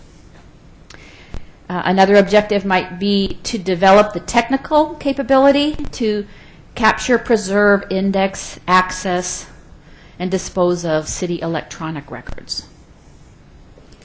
It would fall under that. Goal number 3, public records are easy to access regardless of where they are or where users are for as long as needed. Some of the objectives here might be to ensure that records are broadly available to citizens and to researchers. One of how we implemented that was we call it Records Online. It's just a system that our citizens can go into and access all kinds of city records. I'm sure you all have those as well. Another was our web streaming and electronic agenda manager, which puts all of our meetings and agendas online, easily accessible to people. So that was an objective that met that goal, which we accomplished. Another is to convert microfilm documents into digital format for easy access and readability. It's just a really great method to be able to access your records that are on microfilm. Those tiny little pieces need a machine and all kinds of other staff and to access that information. But we took all of our agenda packets from the 80s and 90s and that were on microfilm, and then we made them digital and posted them into our Records Online system, and now they're available via the web to anybody. It's not something you have to do, and it's a costly expenditure, but it can be done. Goal number 4. Nancy? Yeah. Do you have any way to find out how much those things are looked at? There is how much they're looked at. Or if they're even accessible. If you talk to your IT, they can actually go in and see how many hits are on a certain page. So I haven't checked that, but what it does is it does keep the record all together. And so when staff needs to do research on a particular subject or project, they've got it all in one place and they can search all in one place. So it's all Records Online is for us is it's our electronic management system that we've opened up a couple projects to the public, those that can be opened. So in answer to your question, not really, but the capability is there to know. Any other questions? Goal number 4, all public records are preserved in an appropriate environment for use as long as needed. This is the maintenance section of the life cycle. Some of the objectives might be to acquire off-site storage for permanent records or those with long-term, which we did through our Grateful Shred process, or to work with the state archivist to provide input on preservation techniques. That was just an objective that was value for us because we had a lot of historical records. And goal number 5, strategically manage and align staff, technology, and processes to achieve the mission and provide a means to measure the performance. This is the goal that addressed the disposition. I also added the section on staffing, getting your staff lined up. And I know that that's always an issue in small cities because we don't have the money to hire all this wonderful staff that we need. And when I first started off, it was just me. It was the city manager and the city recorder in the admin area. Neither one of us had an assistant. And then we had department heads who had their own departments with their own people in their departments. So it was a goal of mine to eventually obtain an assistant city recorder, which happened in 2009. But it was, had I not planned for it, and developed the budget and kept talking about it and trying to find ways to make it happen, it would never have happened.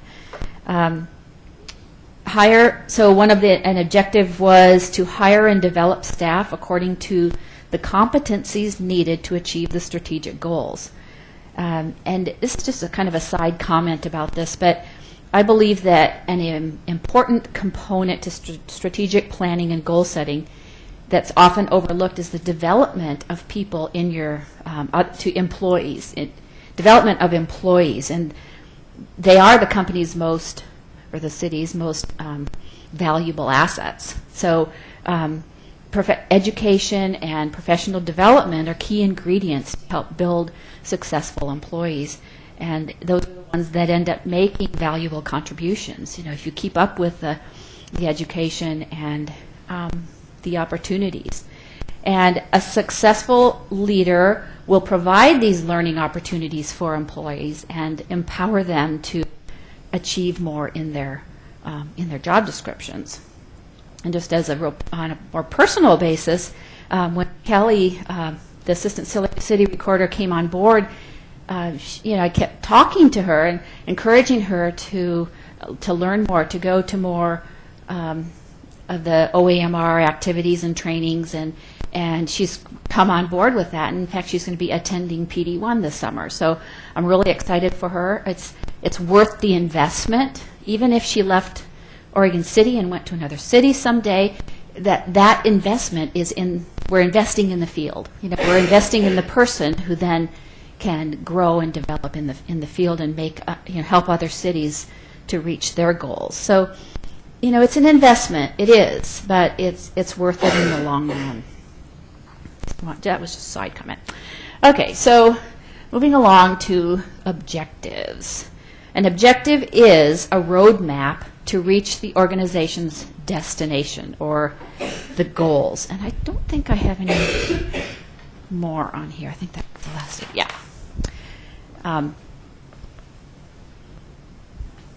It's just a roadmap. How are we going to meet the goals? And remember, if you don't have a plan, how are you going to get there? If your objectives are not clearly defined, your organization will not gain much success. An objective is a hands-on work that fulfills the goal and serves the mission and the values statements. So, moving along. Again, I can't emphasize this enough. Buy-in is very important. Now is the time to take the plan to your electeds for their support. So you've developed your entire strategic plan. You've got your mission, your values, your vision, your goals, your objectives, and it's all ready to go. And you need their support because they are the ones who will eventually be the givers of the big money if you need to make investments in a staff person or investments in a records management system. Having a finely tuned records management plan will also help you during litigation. It'll help keep costs down and actually could save you from any costly litigation. So from here, I'd like to, in this presentation, is that the one? No. Oh, no. This one. This is the presentation that I gave to our city commission back in like 2006 or so.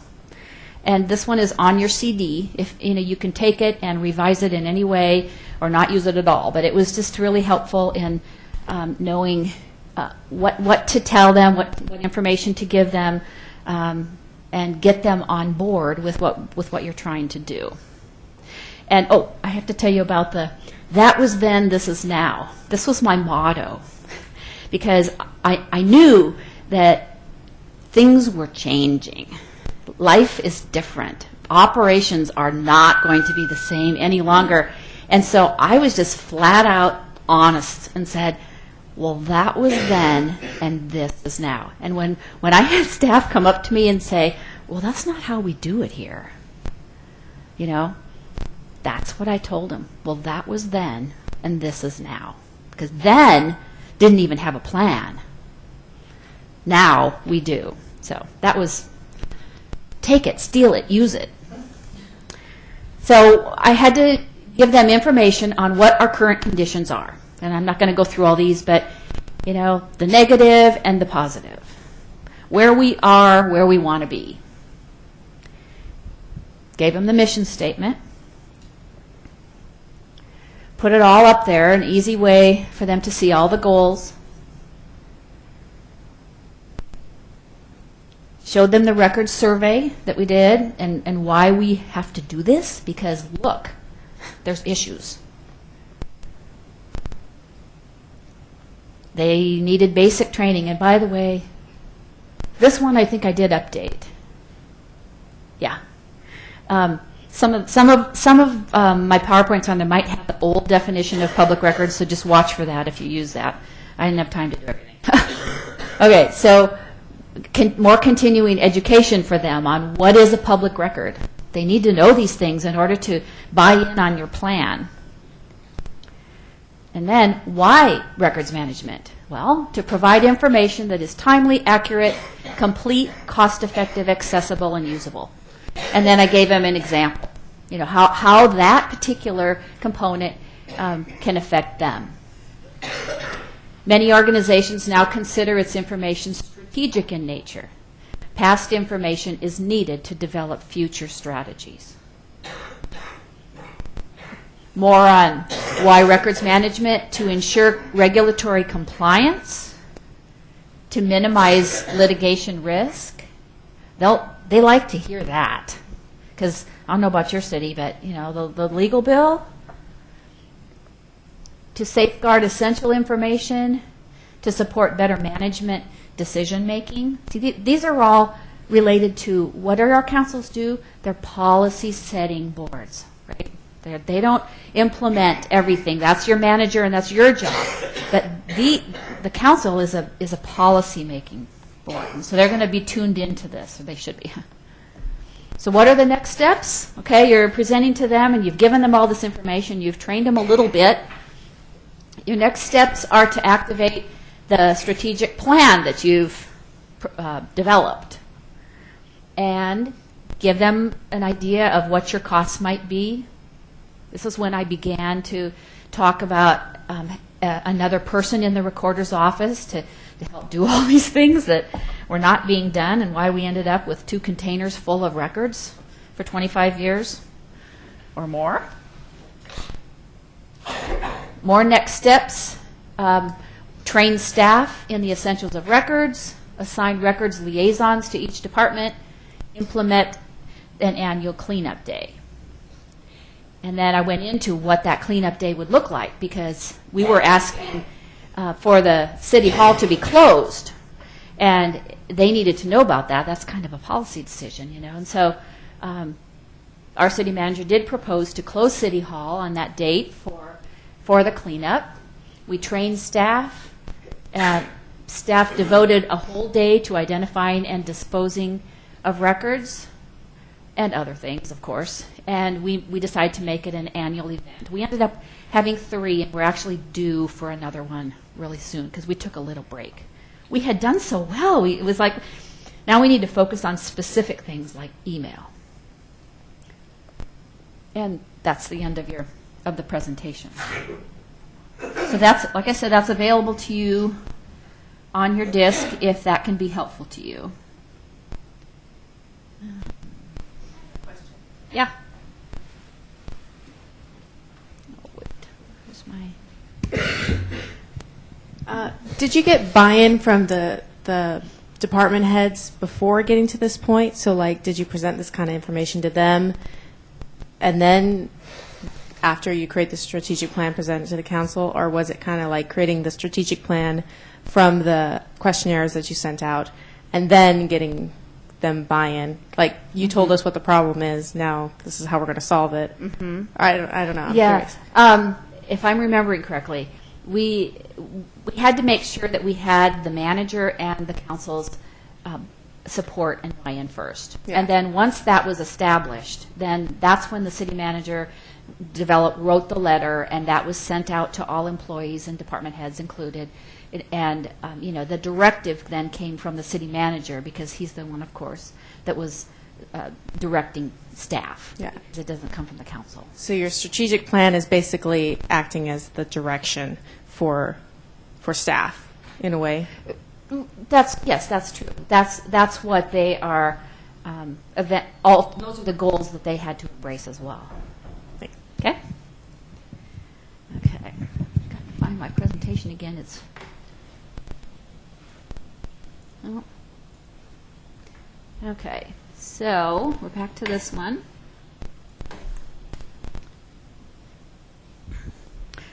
All right.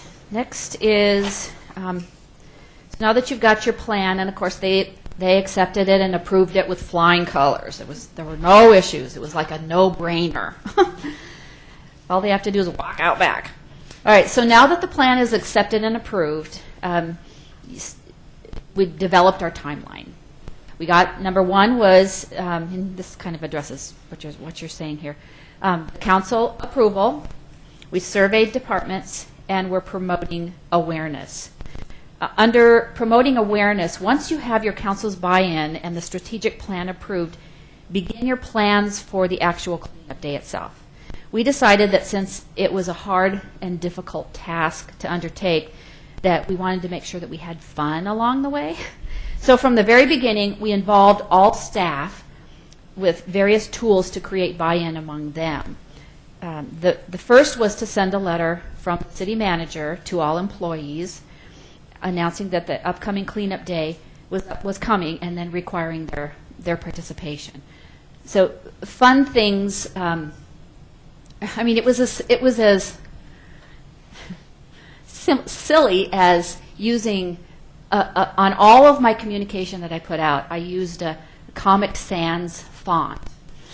It wasn't just your standard Arial or Times New Roman. It was a fun font, so that even though that's not, it was just kind of making an underlying statement. We're going to have fun on this because that's a kind of a fun font. Excuse me.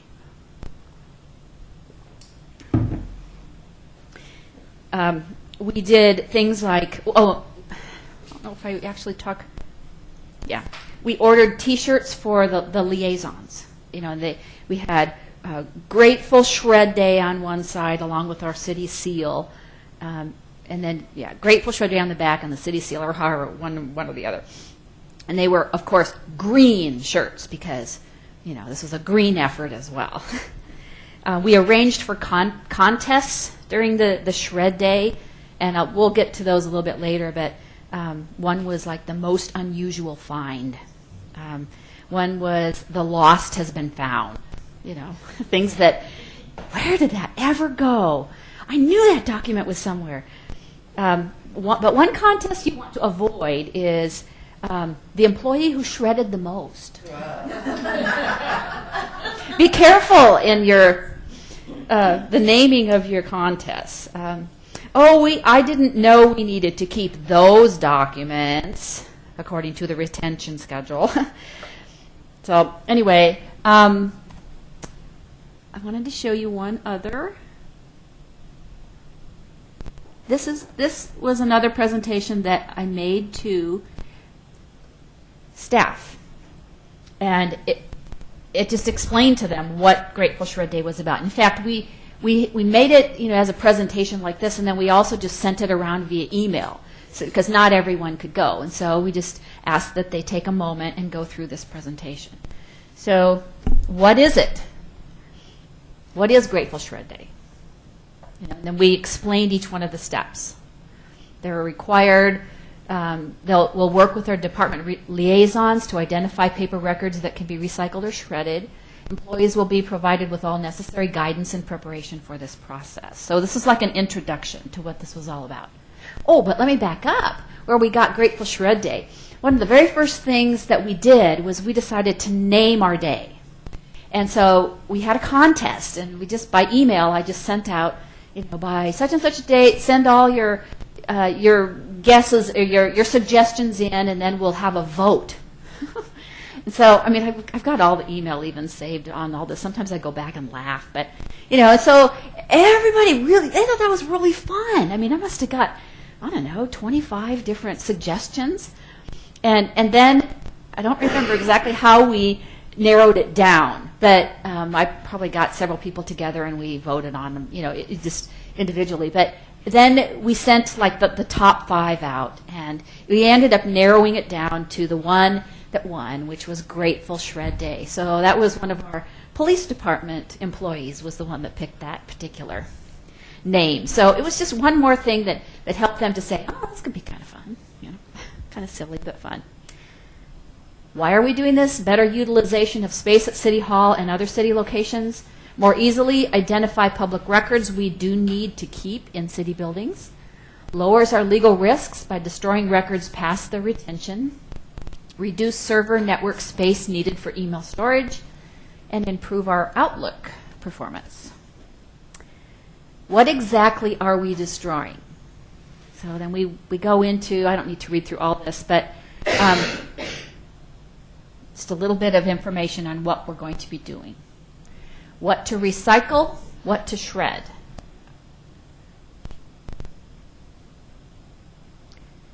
Email, it's always an issue. Email is always an issue. We kind of did an overview the first year, to be honest with you, because some years we ended up fine-tuning certain areas. But electronic records. Grateful Shred Day, review of disposition options.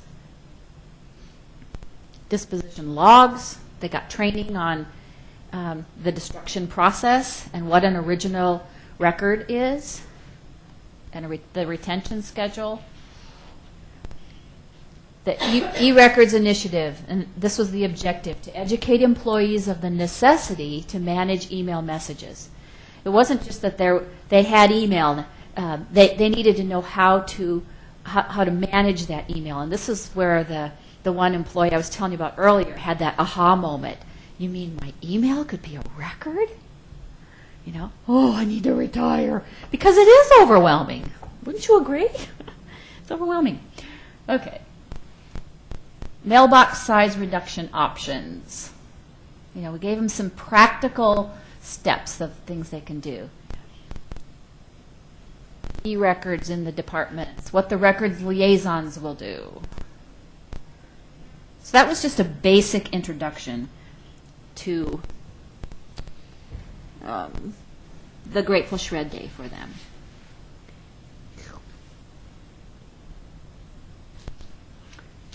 Alrighty, back to this. So and the timeline, we needed 4 months to plan. That's what it took. The next steps were select your records liaisons, train department heads and liaisons, and do employee training. A key to the success of the actual Shred Day and the future maintenance of what was begun was the selection of the records liaisons or the coordinators in each department. We had never had that before. So our department heads agreed that they would choose someone who at least had an interest in it or a volunteer to do this. And then we ended up training our liaisons. We also invited Mary Beth Herkert to come out, and she gave a really great training on records management. And she ended up training the liaisons and the department directors. And then we trained, and then the liaisons turned around and trained the rest of the employees. We gave them tools in which to do, and I believe those PowerPoints are also on your CD. Then then they did that during individual staff meetings in their departments. So each staff meeting that they had for the next 3 or 4 months was devoted to some little bits of training. Like one week they might talk about email, the next they might talk about what is a public record.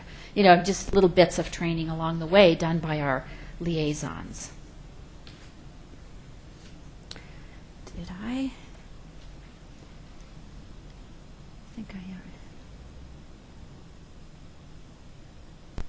I'll just go through this really quick. So this was the training that the liaisons did to their staff. What the objectives are, why it's important, safeguarding essential information, got to keep training on that public record description.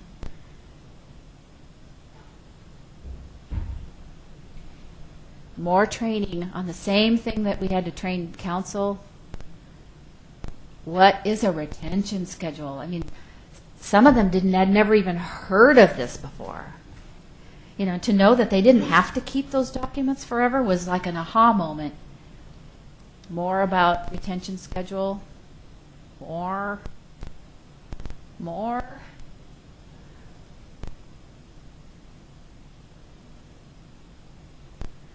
Yeah. Basic facts they need to know.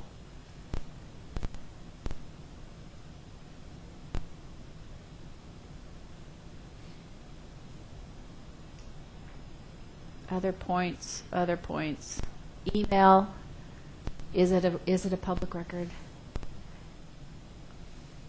Anyway, I'm just wanting to give you an idea of what's in this training. And they didn't have to do this that whole thing all in one staff meeting. It's too much information for one. So, you know, over a period of time, up until Grateful Shred Day, they did this training to the employees. But see, we had the buy-in of our department heads at that point.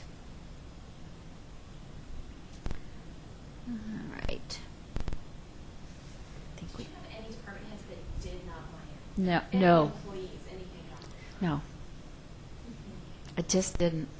I think because we were in such bad shape and everyone knew. I mean, they'd go out, have you seen where our records are stored? You know, I mean, they all knew better. Maybe they grumbled behind the scenes, you know, but I never heard it. Isn't that something? I mean, it just, I don't think they liked the fact that they had to go out there and box up all that stuff.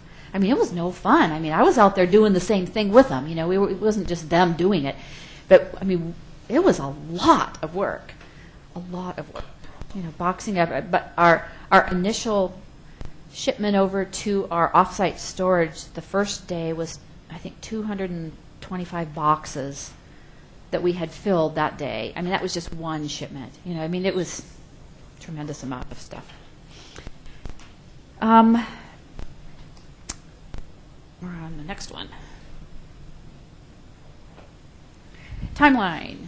Number 7, prepare for the day, conduct your cleanup day, and then measure your results. So preparing for the day, there's all kinds of things you need to do. And on your CD is a list of some things that are suggested steps to take. I mean, you got to think about all these things. Contacting your local garbage company and having them available that day and have them reserve dumpsters and recycle and trash bins. And you needed it easily accessible to the people in the departments. You know, you didn't want just one big dumpster outside. They needed to have individual bins next to their desk. You know, make it easy for them. Put signs on them. This is for recycling. This is for shredding or whatever. Make it easy for them. Contact your shredding company and arrange for the shred visit. Determine your storage options. On-site, off-site, contract with the company. Maybe you have a record center on-site. Off-site storage is really inexpensive unless you do a lot of recalling them back and forth. But for your permanent and your low, needed documents, it's really inexpensive. Order your boxes, your labels, your supplies. Order T-shirts for your liaisons. Decide on whether to close City Hall. To me, it was the success of our day. Notify the public of deliveries, inspectors that come. Notify them of your closure. Make signs for all the bins, the doors.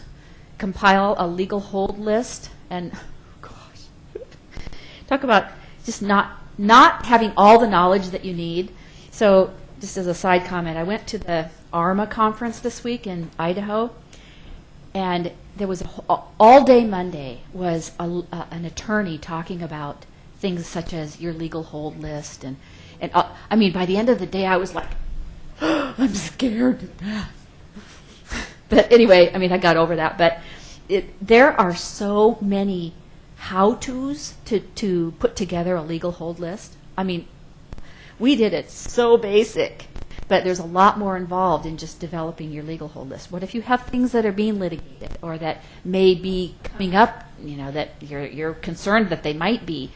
You have to put all those documents on hold, and everyone needs to know about that, because if they run across email or any information on that particular project or whatever is being litigated, you cannot throw that stuff out, no matter what the retention.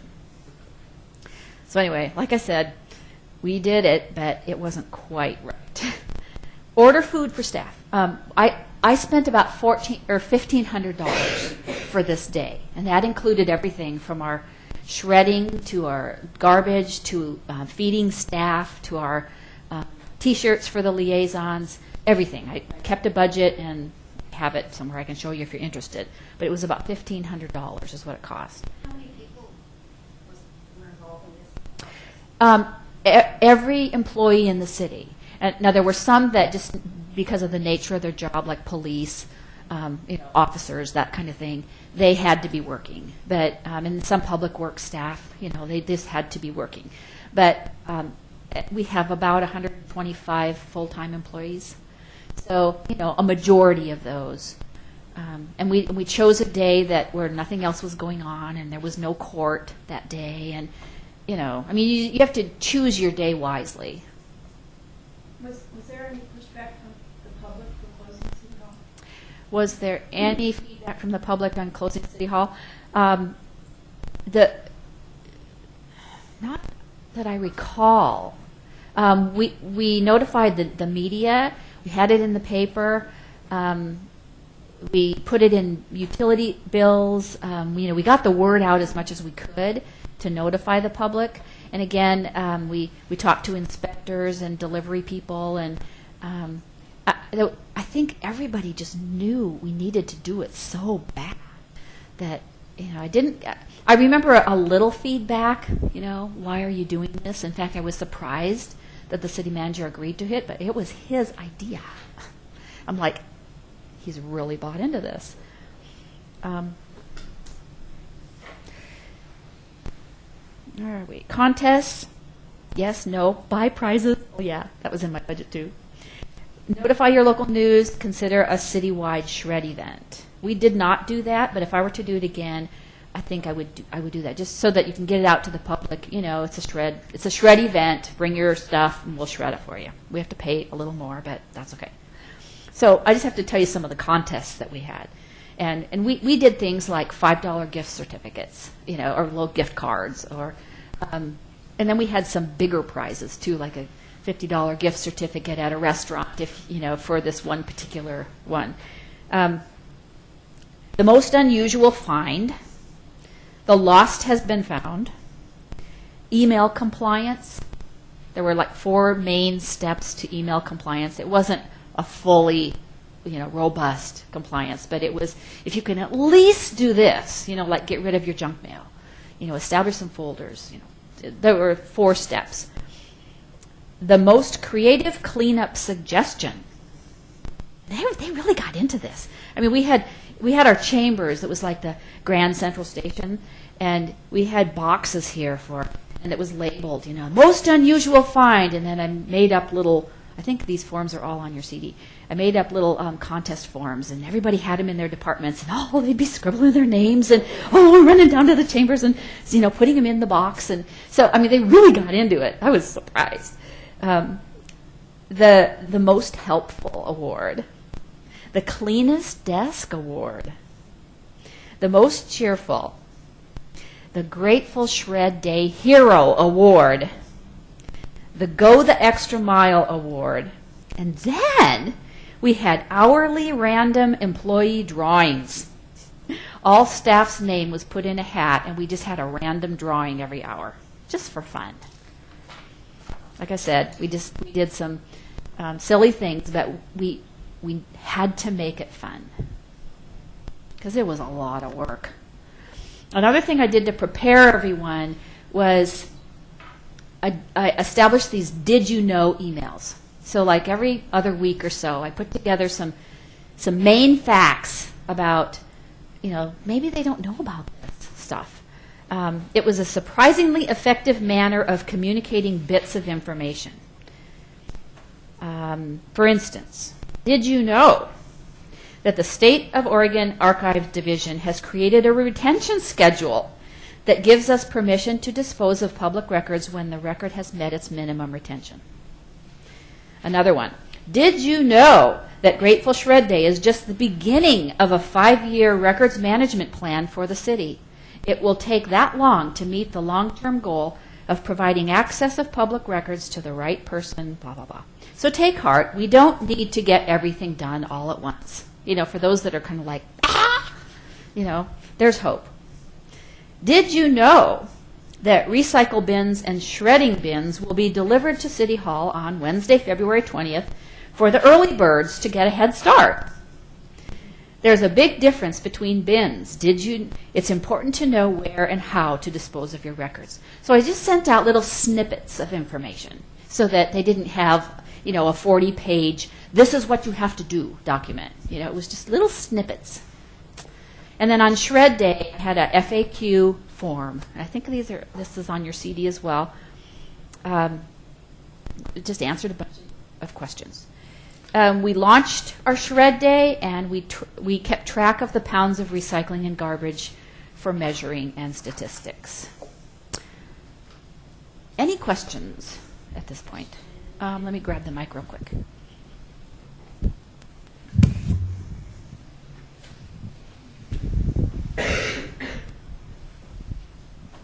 If you get into this later, that's fine to answer it then. But part of all of this isn't just, hey, let's toss our records, we're going to have fun and just clean out, because we have the requirement of filling out the destruction forms. Right. Can you touch on what you did to ensure that those were properly filled out, that they were even being filled out, and staff wasn't just having a fun field day of destruction? Right.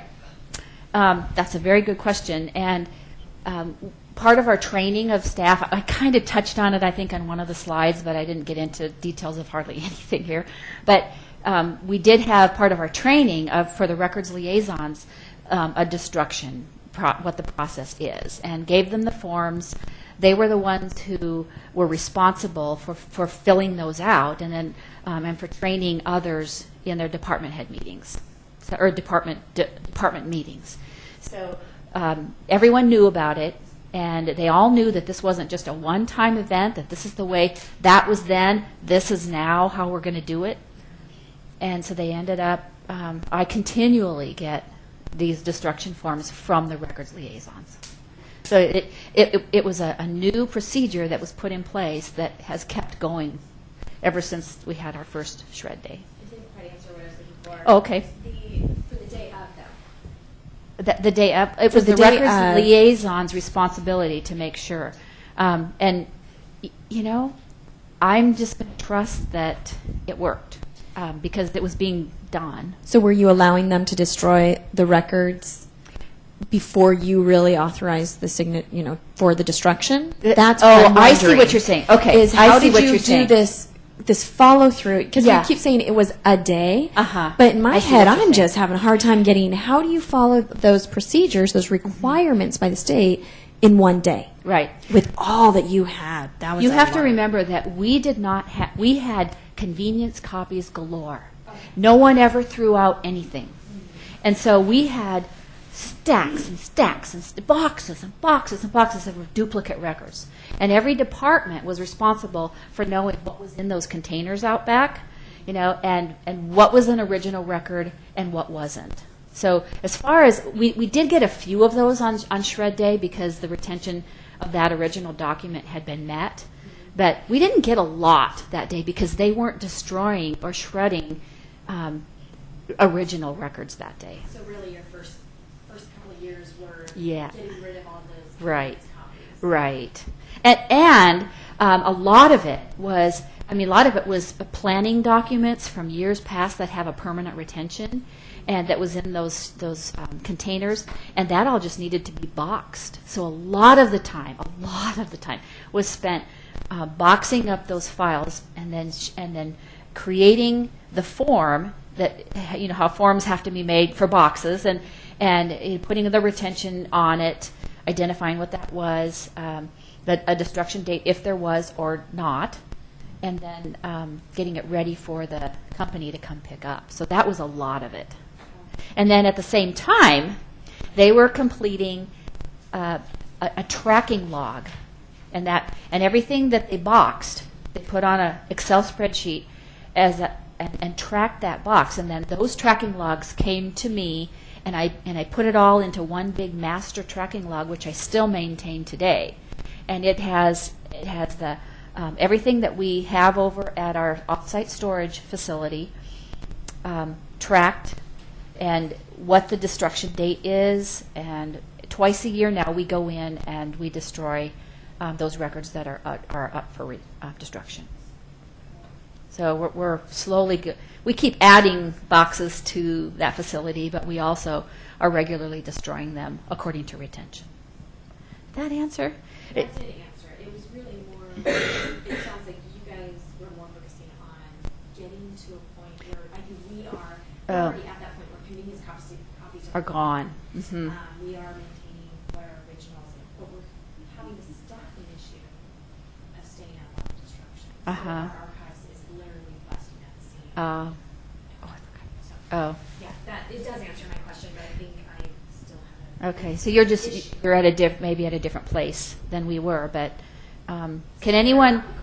Okay, so can anyone offer any suggestions or recommendations for Norma? She can come to my city and help me get rid of all the convenience. She can come to your city? Okay.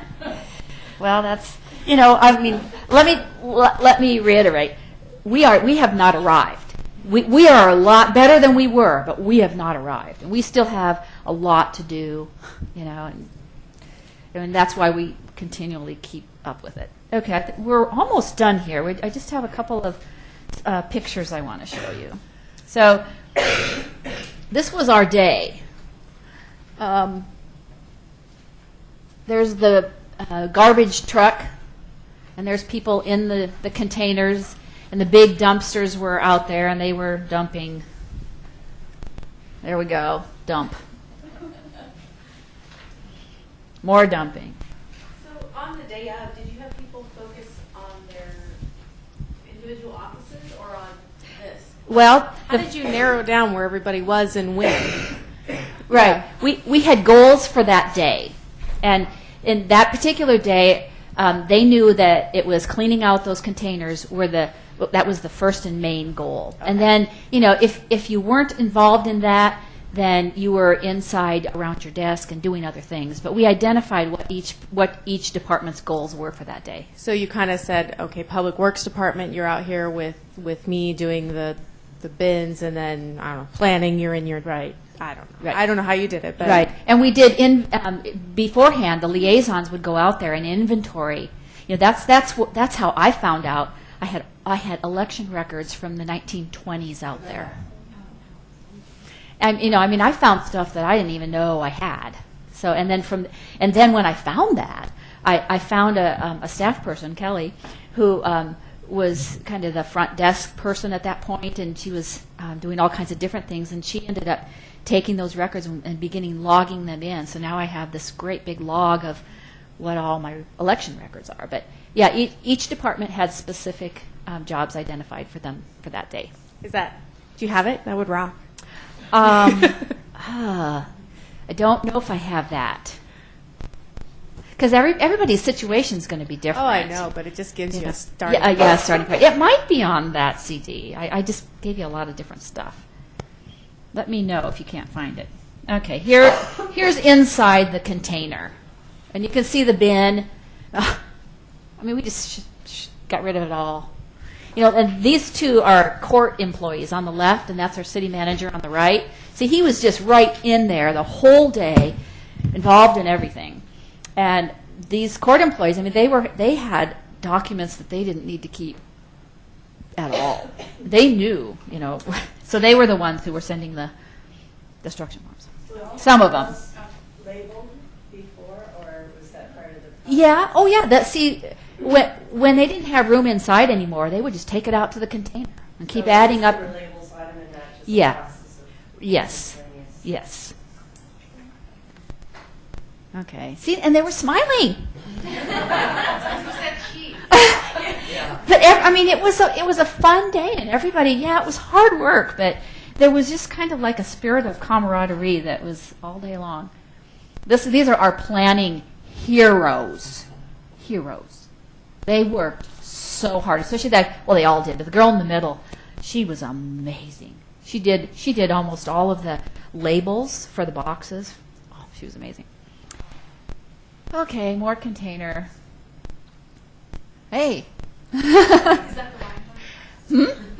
This is, I have to tell you, this room, it was right next door to my office, and it was the conference room that we used to bring our bigwig developers in and wine and dine them.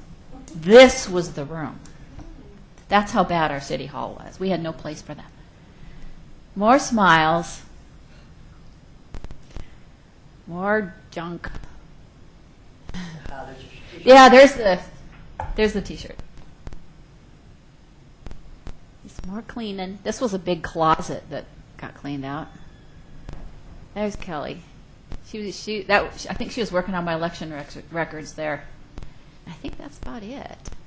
At the end, I truly could have done a better job of measuring the results, you know.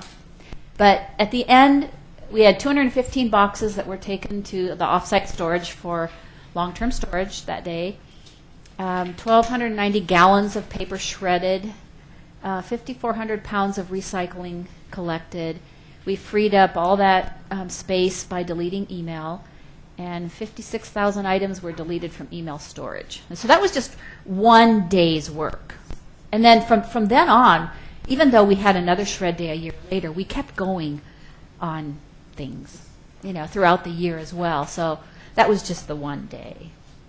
If you can imagine just getting one box ready, you know, times 215. So, you know, it was a lot. Today, we have 700 plus boxes stored off-site in permanent climate-controlled storage. Our retention schedules are used. Is it biannual? Whatever it is, it's twice a year. Records destruction takes place according to destruction practices. The same records liaisons are still in place. Yeah. Scanning projects have increased. The culture has changed. And we have a clean city hall to be proud of.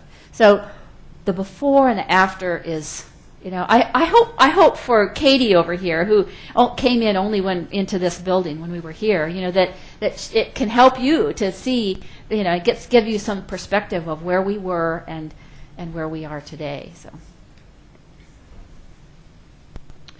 And there's our big, beautiful new city hall on a clear blue sky day. And that's it.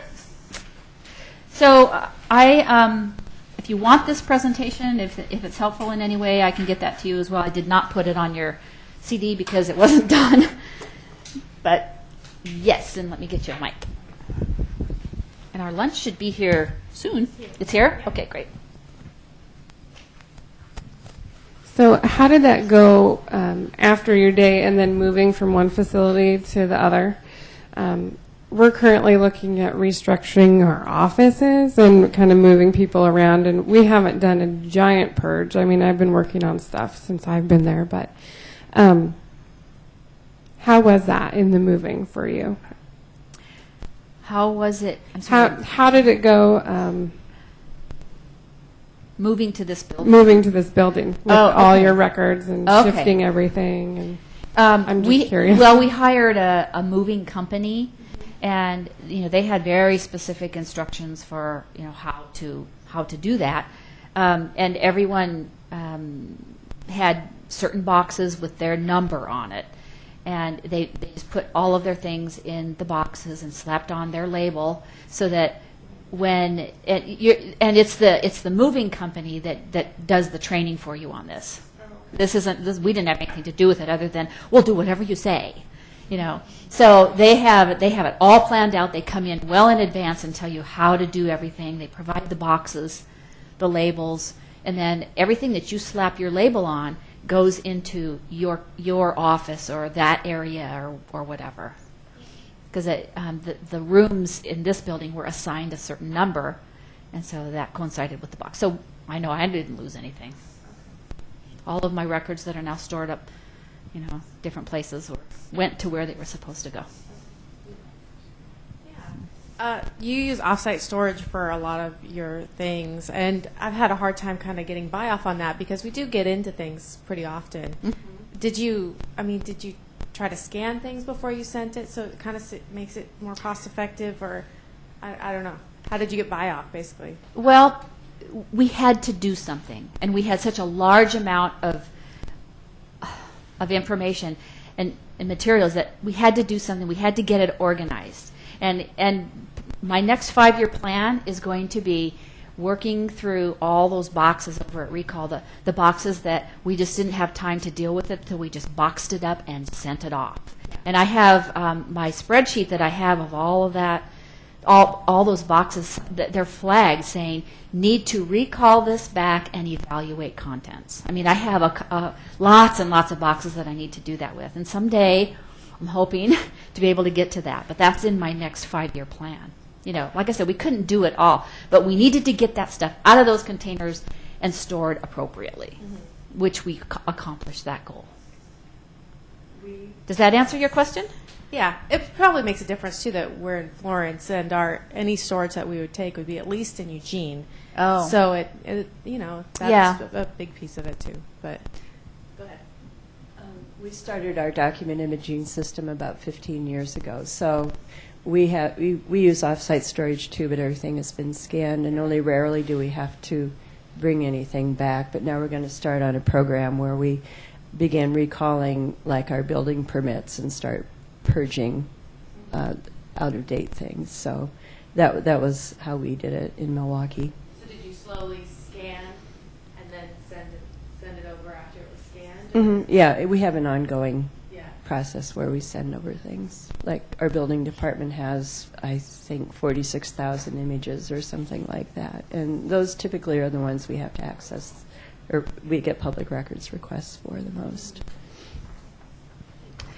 One of the things that I learned at this ARMA concert, this conference this week, I wish it was a concert, was that there's a lot that we're not doing. In fact, what is it? Albert Einstein said, "The more you learn, the more that you know what you don't know." You know, and so I kind of came away with that feeling that, oh my goodness, there is so much we're not doing, and it's because of this little pie. Can you kind of see it?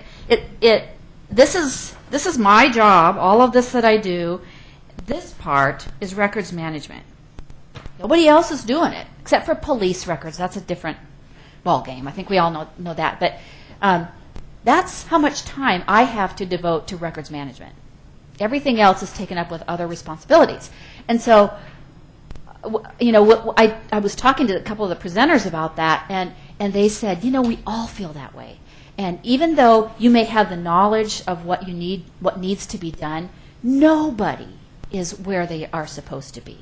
And so you do a couple of main things, which is complying with the law to the best of your ability, and keeping things up to date as much as possible. There's no way that you could have everything all done all the time. It doesn't happen in the real world. So that was kind of maybe I breathed a sigh of relief, because I was like almost shaking a few times, like, oh my goodness, I can't do this. But so I don't know if that helps, but you know, don't be overwhelmed. You know, remember that you have 5 years or whatever to accomplish your goals, but set them. Any other questions before we pause and break for lunch, and then we'll go into some records management Q&As. Okay. Thanks, everybody.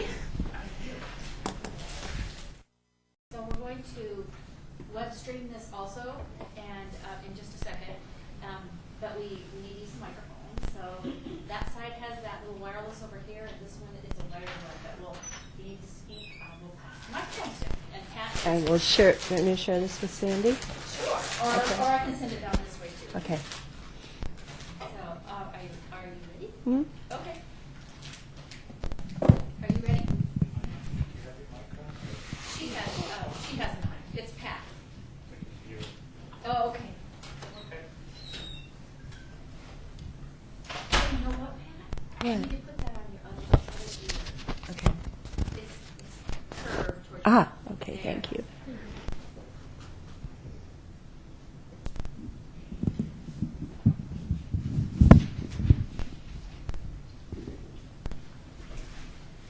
Ready to go? Okay.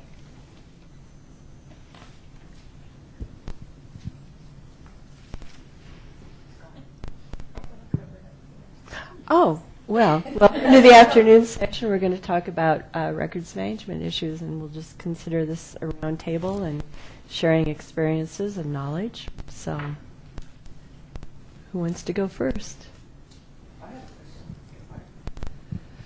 For the employees who you find that they hide their documents, I don't know if they're doing it on their C drive or their personal, we call it a U drive, but the rest of the city doesn't have access to it, and they are public records.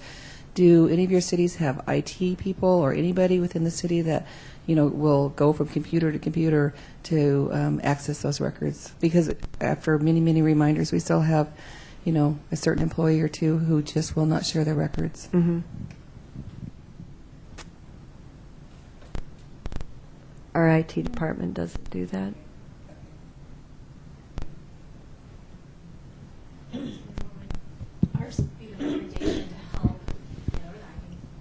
Our IT department might do that after the person leaves. And they might do that if it becomes a real issue. Go in and take a look.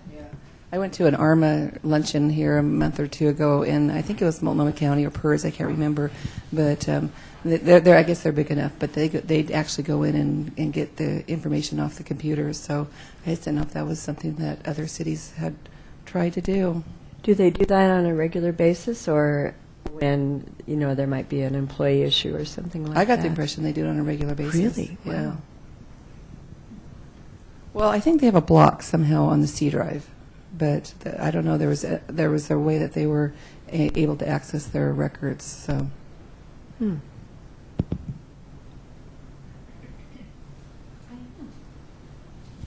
must not understand this because I have a way of doing it, but I'm in a small city. I have access through our IT man to get, I can do a search of all records that are captured by our network. And is that what you're talking about?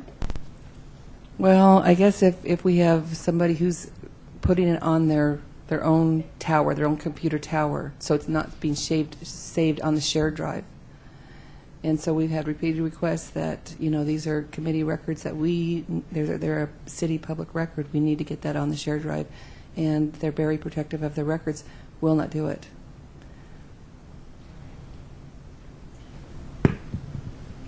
Maybe it's getting at the heart of why they're protective of it. I mean, are they afraid somebody else is going to do something to it? Because there are ways to protect it within the shared drives, so that way it's not changeable except for by them. I mean, maybe that's how you need to attack the situation, is on a personal level rather than a mandate. Well, and if they're on their personal drive, too, they're not backed up either, unless they do it themselves. In the city of Tillamook, I also function as the HR administrator. So from that point of view, if they're aware of the policy that all the work that they do is public record, they need to submit to that. And if it doesn't, it might become some sort of disciplinary item. It just depends on the severity, I suppose. Have you ever had to deal with it? Something like that? Not that at this point, no.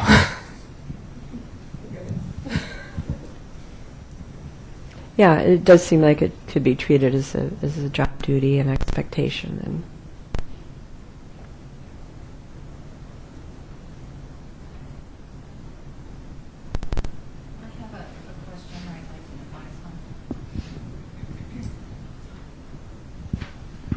You talked about whenever you're doing any kind of program of this nature, retention schedules, you need buy-in.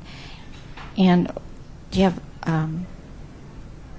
ideas on way you can get buy-in? I mean, I have a city manager that would be supportive, but I don't have a council that would be supportive of that. And I have staff members who are just as overworked as I am, which is incumbent with a small city. You know, I have council members that still, after having been advised for years and years, delete everything they get in their email. So how do other people, cities deal with things of that nature? I mean, how do you get people on board with what you're doing? Because, you know, it's near and dear to my heart, but they simply, you know, it isn't near and dear to their heart. So how do you, even when you explain the legal reasons and the compliance issues, they still aren't doing it?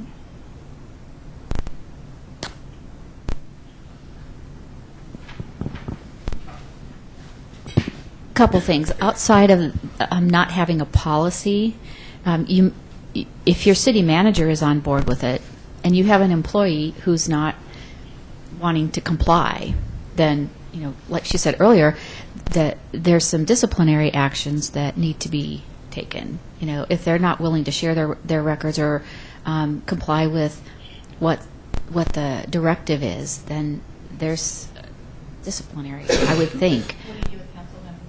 Well, you have to work with what you have. And I think over the years, we've all had to work with various councils and different situations. For me, we had to get our council buy-in because we were asking for a certain amount of money later on. And if you already know that there's no money. It's okay. Important enough to them okay. Any dollars towards something. Then you wouldn't necessarily need their buy-in on it. If you had your manager's buy-in and support, then it's pretty much an internal thing. It's not a policy-driven directive as far as just having your shred day. Well, it depends on how much you have to. I don't know what your code says as far as what needs to go to your council and what doesn't. Like for us, anything over $50,000 does. But you know, if we were to do a shred day and it cost $1,500. You know, we wouldn't have to take that. It was just that in the future we wanted to hire a staff person, we wanted to purchase a records management system, and all that would go beyond the $50,000 limit. And that's why we needed to get their buy-in, as well as just we wanted their buy-in. Yeah, I would love to have. But if you just didn't have it, you still have the law to comply with, and you have to work around that in some way. Yeah, it's just difficult. It's difficult to work sometimes with people that, even though they know that's the rule, especially with a council member, they just really, they don't want to comply with it, and they've never had an ethics complaint, and there's never been, you know, they've never had their personal computer searched out of need. So it just makes it hard sometimes for me to do my job, because when it is somebody, you know, if it's a staff member, I can talk to them. But when you've got council members that are resistive, it's difficult. And to lead into that, Kathy, I have an issue with buy-in at my city as well. I get lots of fun little things said to me, and, oh, you're just trying to control, and you're controlling, and, you know, and the little heres and theres. So the buy-in is a big issue. And it's even, I'm part of the council's training, so that's where I would start, is any new council member, our city attorney, city manager sits down with them, talks to them about their fun little thing.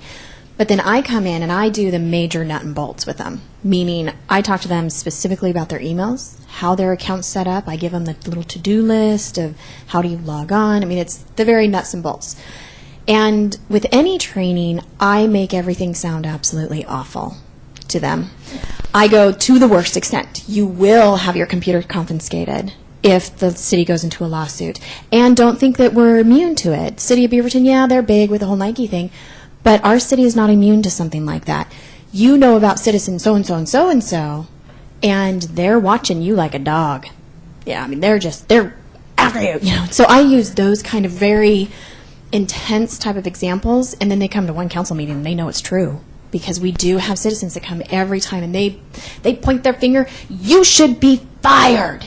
in city council, you're going to get recalled this winter. And there's nothing ever behind it, but that's what they say. And so if they are part of our council before even running, they'll know that's true. When I tell them the citizens they're watching you.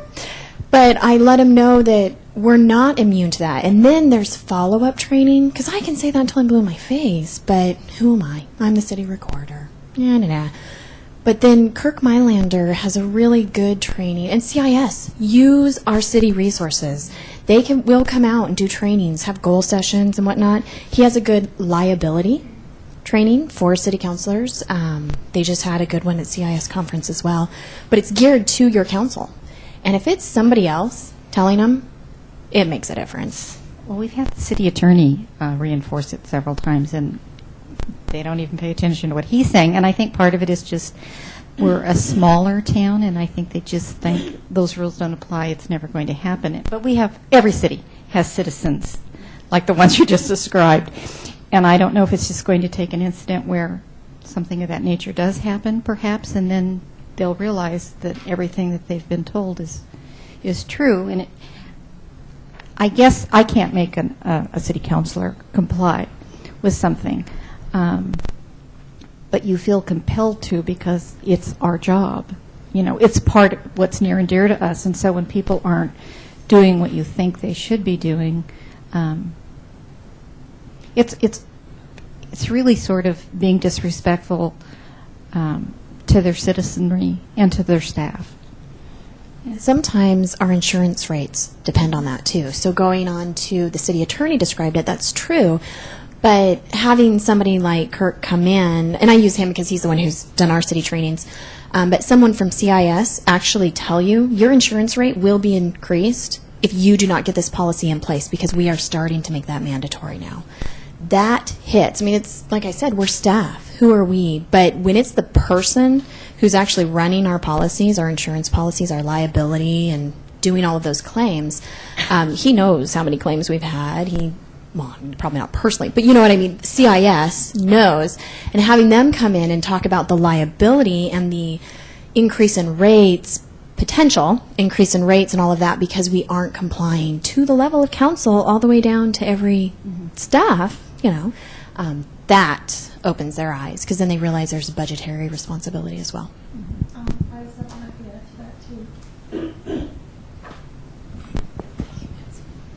Our city council continually uses their smartphones and BlackBerries during a council meeting, and they also chat as a group online through their email. My city attorney has warned them, and finally he made a written warning. He wrote out an opinion, a legal opinion, and he said, I've given you my opinion, I've told you what the rules are and the ramifications, and if you continue to do this, I cannot, and legally, I will not defend you. It's non-defensible, and you're on your own. Knowing that, they still continue to do that. So, and there's nothing we can do. We can't change their behavior. They're not going to change. They don't want to. So. Yeah, I think you can only own it up to a certain extent, because, like, I'm in the email group of city council, but that doesn't mean they don't have all kinds of other stuff going on their personal email accounts. And I think, I like your idea of having the insurance company come and talk about liability and premiums and all that sort of thing. That's really good. What was kind of the format of his training? The training was through the LOC, near the OLI.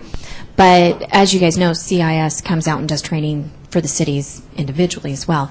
But it was on liability. I'm trying to remember the name of it. If you go on their website, their OLI calendar, it was last month on a Friday in the city of Sherwood. It was based on the liability. It was more kind of HR related, but he really opened my eyes to, like you were saying, Sandy, that the city will not defend. Once you put a post or your city attorney gave the the notice, the city indemnifies us a lot, but like Lane County, that suit that just got done, settled, they financially were responsible to foot the bill of their mistake. And so Wilsonville, Newburgh, Oregon City, if we're everybody, if we're educating our council and telling them, we've basically kind of said we've released our liability of that too, and you now will be financially responsible. So he was talking a lot about that type of stuff, the HR side, the liability, the who's responsible. But he had a quick section in there on city council, and he even mentioned that there's more he can go into, but realized this wasn't the audience. Speaking of that, Lane County, the League of Oregon Cities, in one of their local focus magazines, maybe 9 months ago, are you familiar with that article? It was called Lessons from Lane County. Yeah. And, I mean, if they're not willing to read and listen to that and then change their ways, there's nothing that you can do, because they may think that they're just above the law. And you're not going to change it. You just have to do what you need to do in spite of their unwillingness to do the right thing.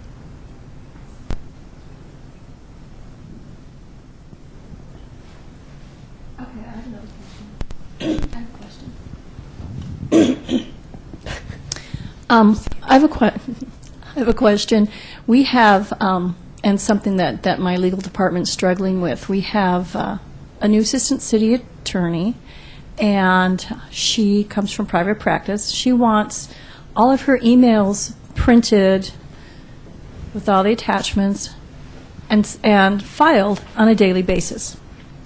Our legal secretary cannot keep up, and so they're looking to me to see if I have any words of wisdom that I could help this gal keep up on this filing.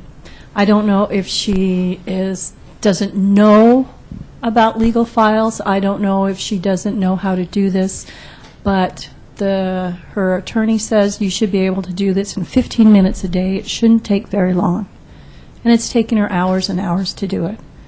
I don't know what to tell her or how to help her. Do you have any ideas? Have you looked at the amount of filing that she has to do? Have you looked it over? And how does it look to you? Does it look like it's overwhelming? It looks like her office.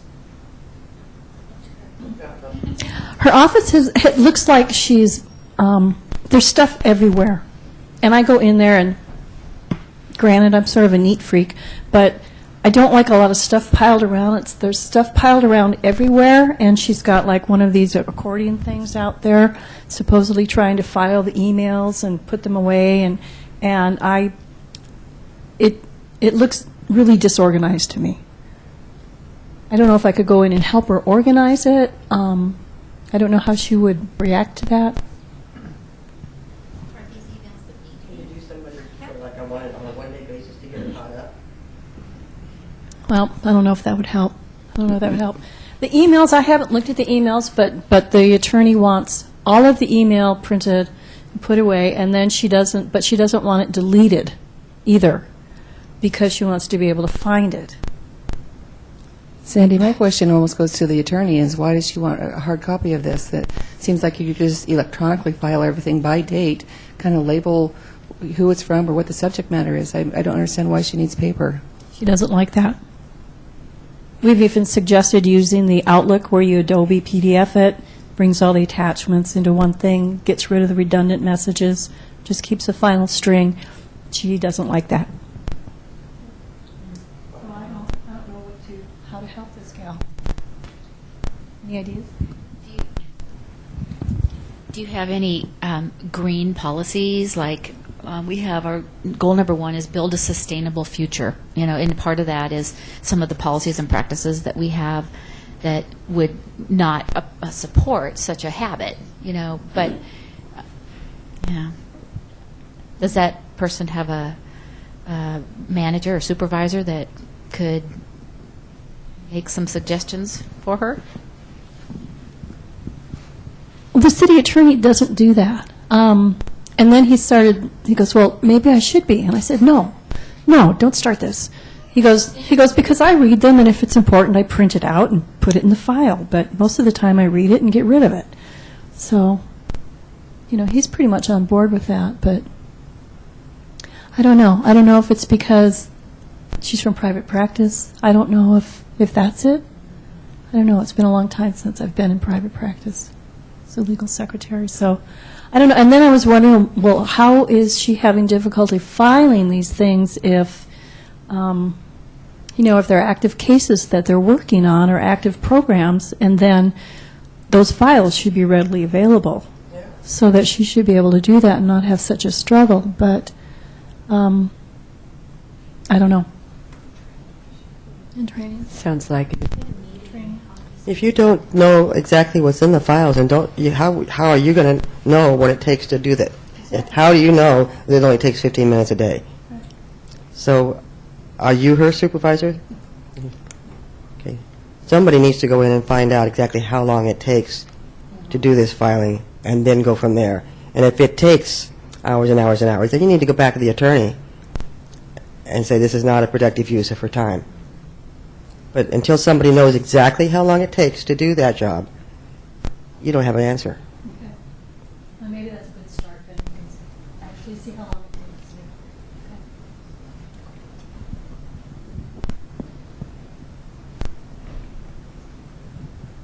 takes.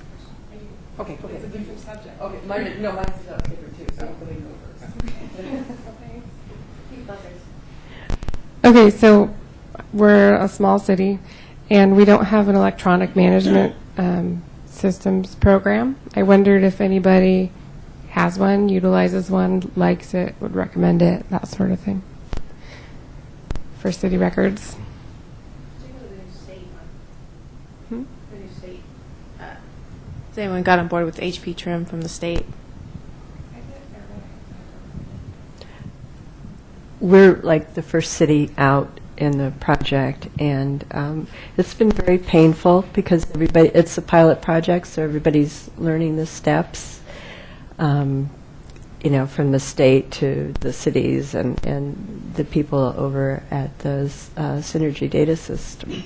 So I truly believe in doing that. I think it's totally the way to go in the future, but hopefully we're on the bleeding edge for folks, and we'll have something good out by the time we get through it. I got to say, I appreciate it, because that was our stance was, we don't want to be the pilot project, basically. We'll see some people. I hate to put that blunt, but yeah, pretty much. No, that's okay. It's true.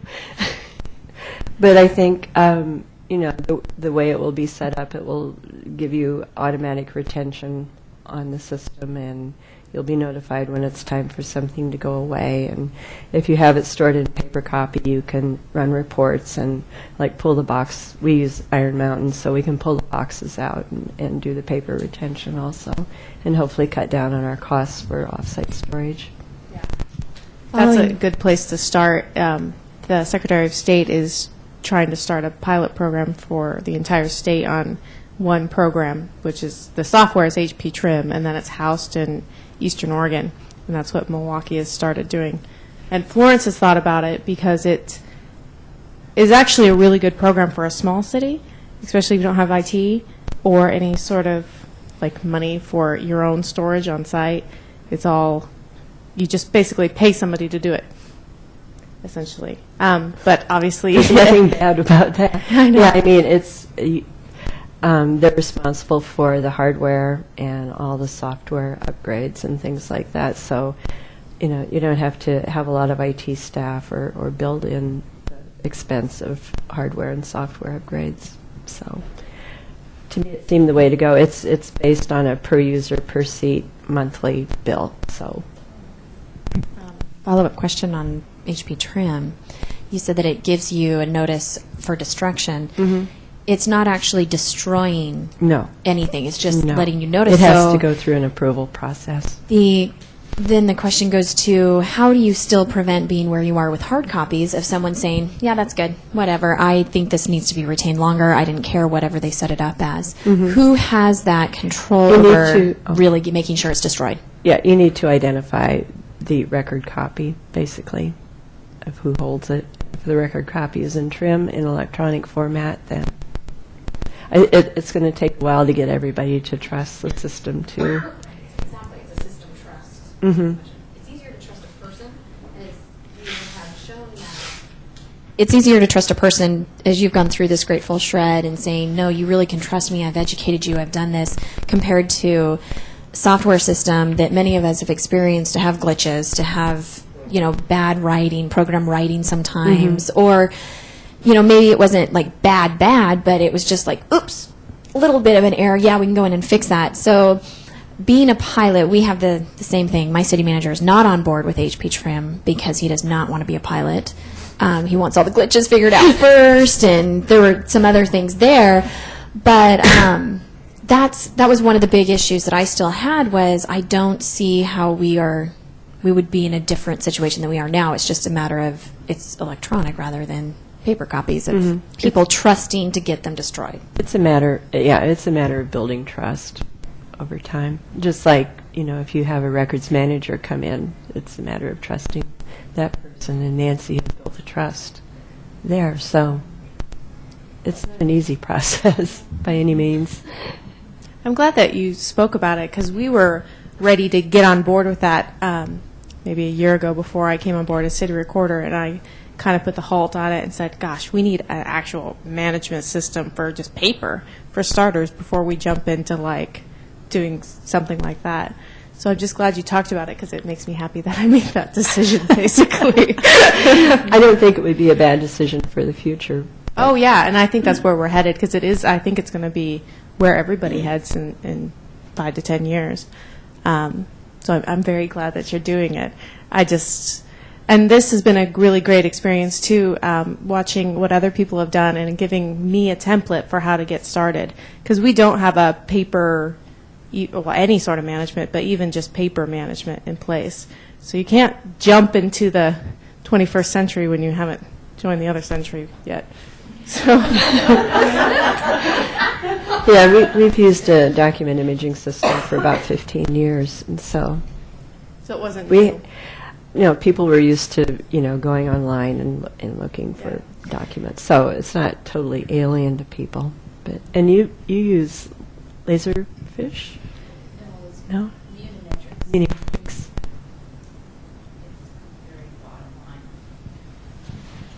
I know you had a question, but I had some follow-up questions on Trim still. Okay, so 2 more follow-up questions. Trim is not the only system that we can use that's approved by the state for electronic management. Right. But nobody wants to talk about what the other ones are. And I'm having a hard time trying to show that comparison of, yes, we can use these other 3, 2, 5, whatever it is. But look, Trim really is kind of leading the way. They are going to be the best system possibly, I want to be careful saying the best system here is we're streaming online. But, trying to show that Trim will be leading the way kind of thing. So that was one question. What are the other ones that we can look to show as that comparison? And then the third is electronic means scanning, because there are some things we just don't have electronically. We get it in hard copy form. Do you have a designated staff that does nothing but scans? We just are almost completing our HR department, so we did bring somebody in to do all the scanning of the HR documents because it's their electronic system. It's not up to snuff by any means.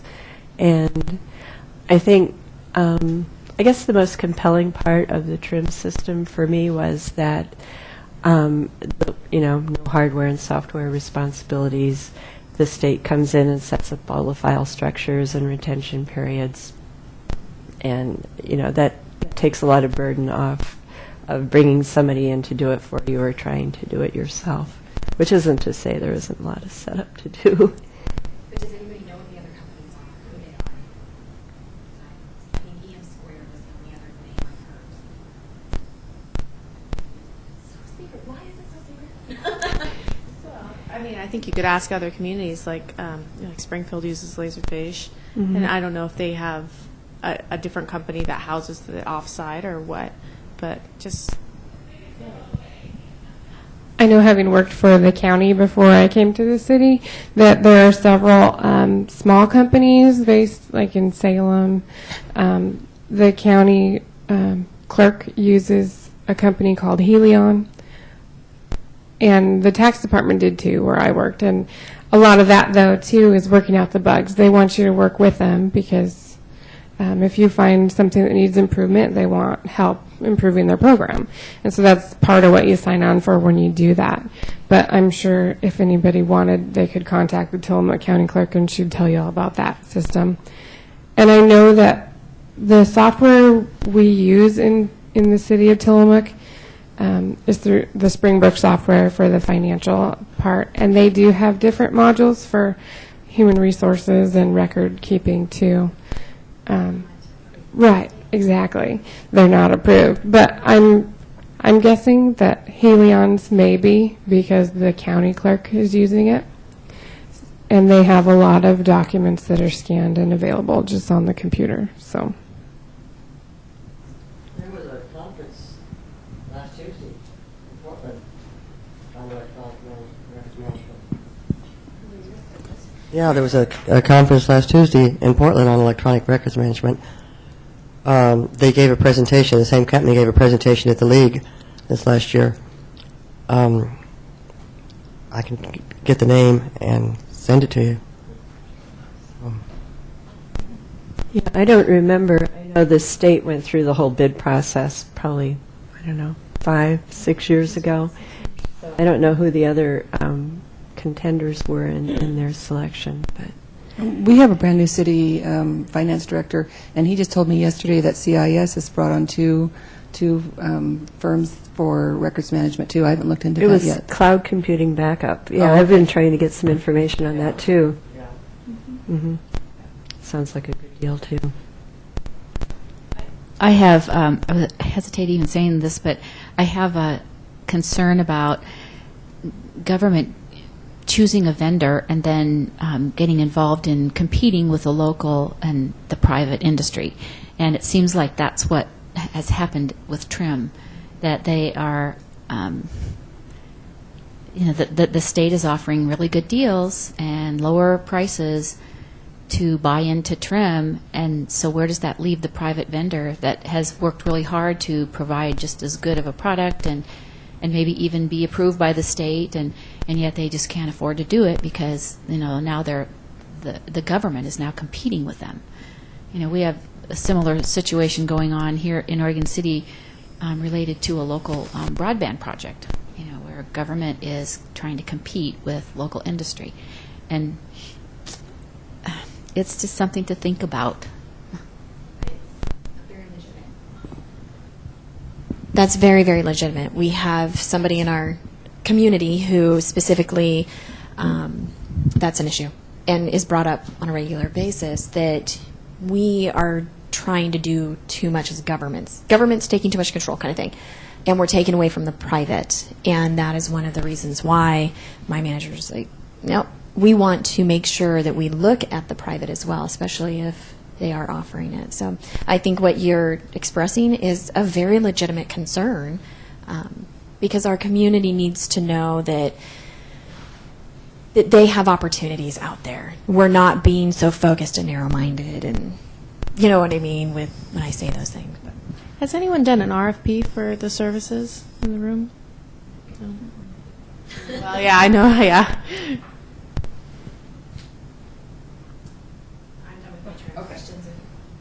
Our city does follow the Oregon retention schedule, and I guess I didn't know if anyone else has filed anything with the state if they deviate from that schedule. And like an example is audios and videos of council meetings or committee meetings is a 1-year retention. So for people who use Chronicus or they're posting their videos online for several years, how do they deal with that issue? So you don't have to go to the state because that's the minimum retention. The state just says you only have to keep them as long as 1 year. But if your city chooses to keep them for 2, 10, 20, 50, that is absolutely your guys' ability and right to do that. But what you need to do is there's that migration plan that you have to create and put it in your code. That's what we've done, and what we've been advised years and years ago was we had a special code. We have a records management title or section in our code, and under there is special retentions. And then with that, we had videos were retained for 2 years. audio were still 1, but video was 2 when we did videotaping. Now it's gone because we don't do video anymore. But some of those things that we want to go above and beyond, I require the departments to write a mitigation or a migration plan. How are they going to keep them for that long? What are they going to do? How are they properly going to maintain? Follow the same mitigation or migration plan requirements that the state does for us, you know. And then they need to write code so that there's a legal, when time comes for destruction, they're not only referencing the state retention schedule, but they reference the city code section. We do use the Granicus system, but we are keeping our videos for lots of reasons. It is a wonderful resource for staff and citizens, council members to go in and review the meetings, and we also are using it as our minutes. Even though they've asked for a hard copy, we do like an action, pretty much action, only minutes, written minutes, but we keep that video as the permanent record of the meeting. Yeah, we were having a discussion at lunch, you know, how expensive it was to have somebody come in and transcribe, or, you know, all the staff time that goes into writing minutes, and which is bringing us, you know, to keeping our Granicus video much longer than we typically would. So Nancy, your meeting record is the video? Yes. We have minutes, written minutes too. But Okay. yeah. Yeah, I mean, when you look at the open meetings law, it's pretty minimal what you need to put in your written minutes. Yeah. Did you do a policy for that? Like anything written that says that that's what you're going to do, or is it just practices? Think about that. I don't think we have an actual policy on it, but it's been recorded in minutes. Yeah. You know, that's what we're doing. We talked about it in meetings, and that was what they decided to do. Yeah. One other thing, as far as going beyond the retention schedule, we had an issue with executive session minutes. You know how they're only, 90 days? Or no, I'm sorry, 10 I was a years. different city. 10 years. And our commission passed a resolution that extended that to permanent. So now we have to keep our executive session recording, because we don't do minutes, recording for permanent.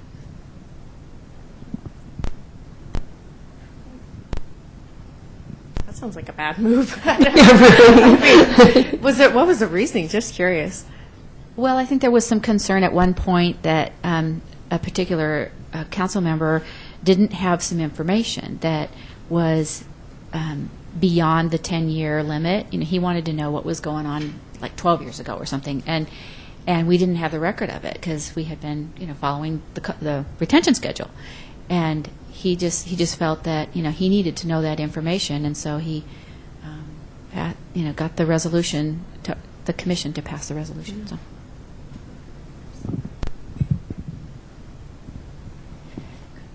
So executive session are confidential. We would not even release that to our council member regardless, because they're sealed, locked, that's it. And so you had an okay. And kind of with follow-up on that, there are no decisions really being made. There's deliberation, there's things going on during that. So I do have the wonder of when you're coming into regular session, bringing it out. Usually our executive session will happen the first meeting of the month, for example. You know, we have an executive session April 2nd. April 16th, they'll have it on the regular agenda for follow-up discussion and the decisions to be made and whatever. So those really hot things that we think we may need for research or whatnot will be open in public. That's why and how we justify there's no way we would even open those regardless. The city attorney would not approve that. I guess I'm wondering opinions and thoughts on how other people work with their executive session and keeping it confidential, because that is an issue that our citizens have, the secret meetings.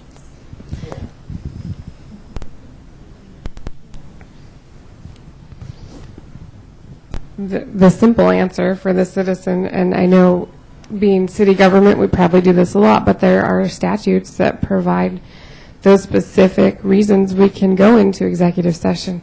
So although they may not like it and they think it's a secret, I mean, there are some things that need to remain confidential, and you can hide behind the law in that.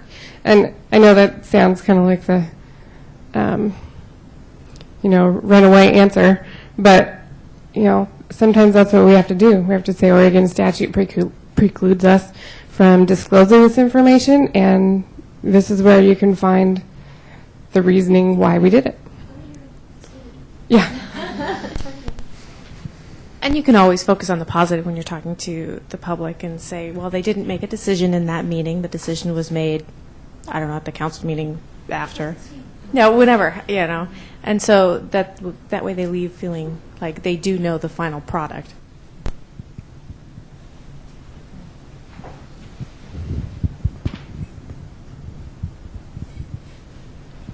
The other issue with executive session that I found is people are suspicious, and it's like, okay, what's going on? But I will explain too, the media is allowed in there, and if they deviate from what has been noticed, then it's free reign. So, there's some level of protection with that also, because, of course, any media, at least in our area, would be delighted if they could find something that they could report on that they thought they had a scoop on.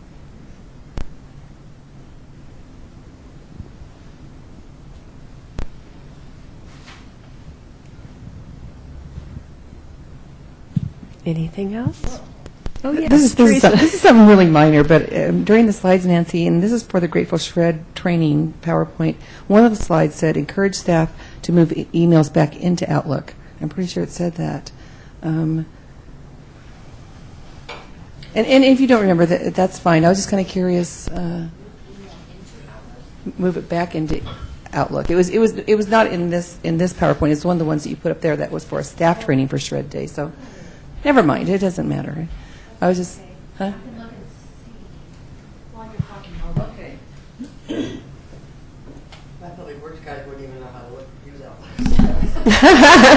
Good. I guess I'm sorry. Go ahead, Norma. Please. Mine was too. Go ahead. Okay. So going on to archiving and records management there, our city is moving towards all archiving being held by the city recorder's office. And for those that can go to the archive building, and we determine anything that's 10 years, retention is 10 years or older, can go to the archives building. Everything else must stay and maintain at their office records room kind of thing. So right now in our archive building, we have everything separated by department. Engineering has their own room. I have my own room. Finance has their own room, so forth, so forth. How do you archive your boxes? Do you, and I'm really interested for you, Nancy, who has off-site, that do you put them in just by department? Say, okay, here's all the plannings, here's your files.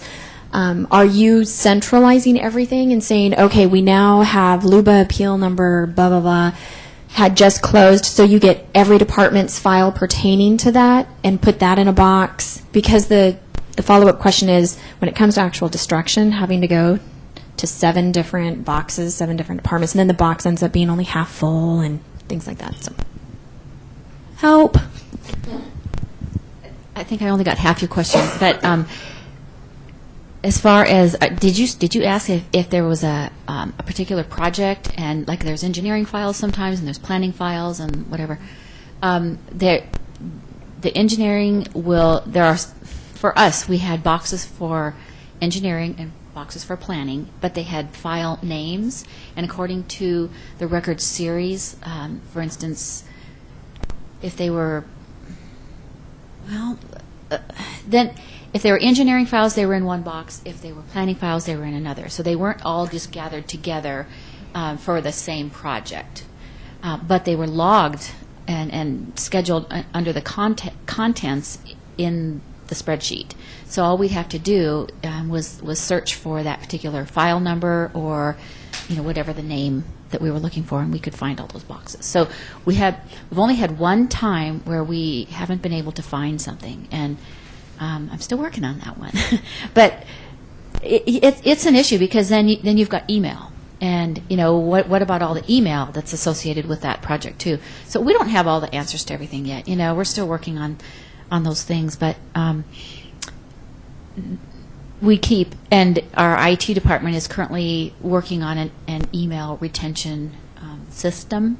He's just about ready to contract with someone to do that, kind of like what Trim does with email. But it's just a separate software altogether.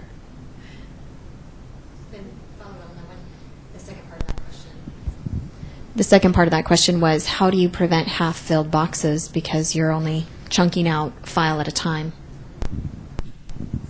Well, we don't do it just one file at a time. There may be 20 files in one box, but they all are the same record series.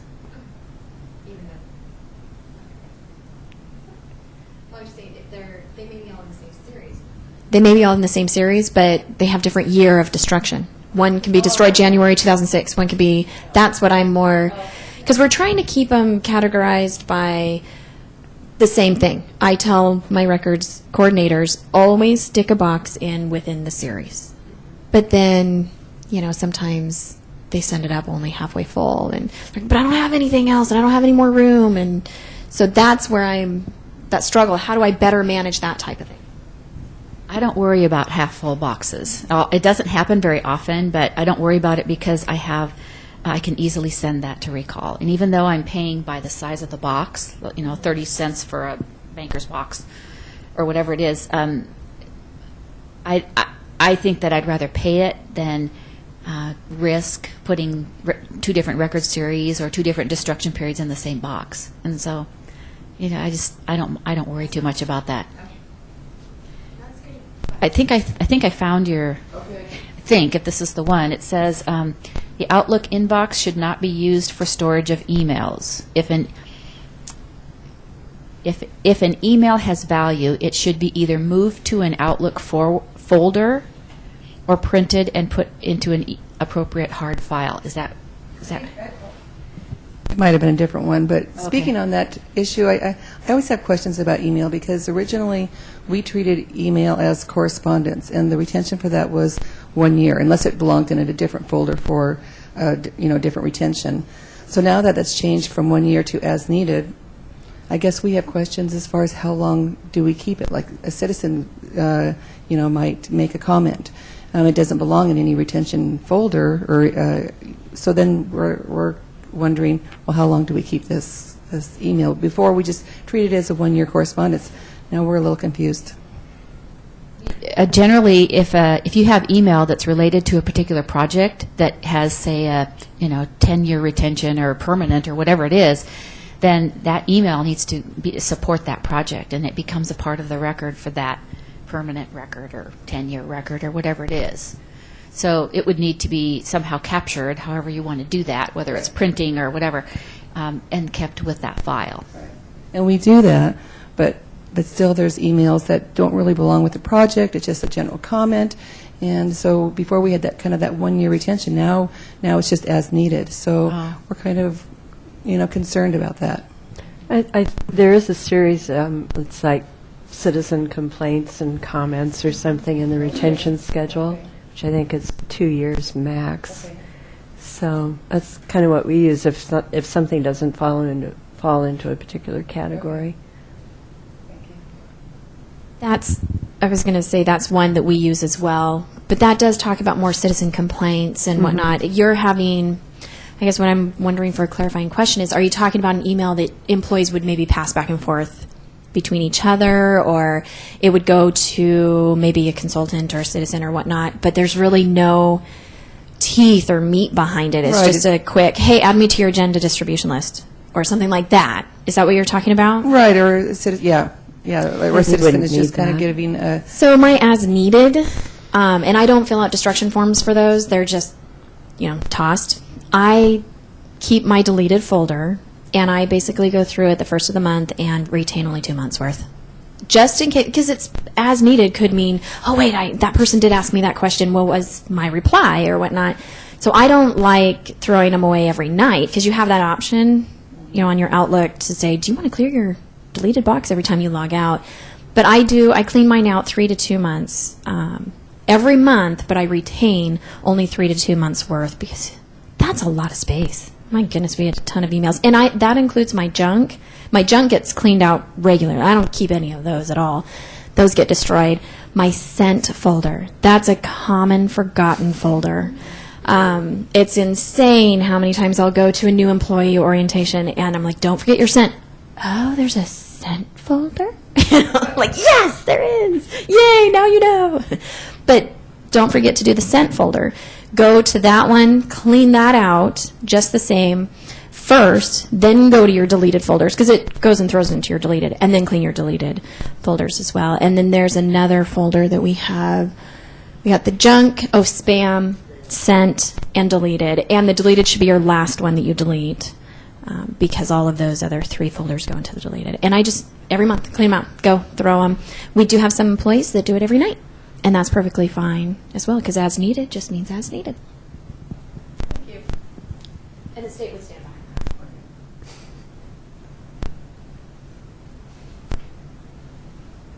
that. Does anybody have a quota in their city on the amount of email or length of time the email can be kept before it's automatically deleted by your IT department? No.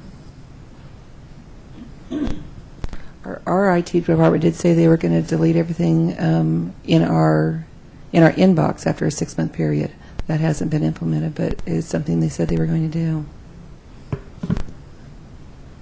I think this, in going through the TRIM project too, the city of Portland has a policy to do that, but I don't think they do it. But it seems like a really good idea. We do have a size quota, but not a length of time quota. How big is yours? How many can you keep? My IT person said that I'm pretty good at getting rid of my email. Mm-hmm.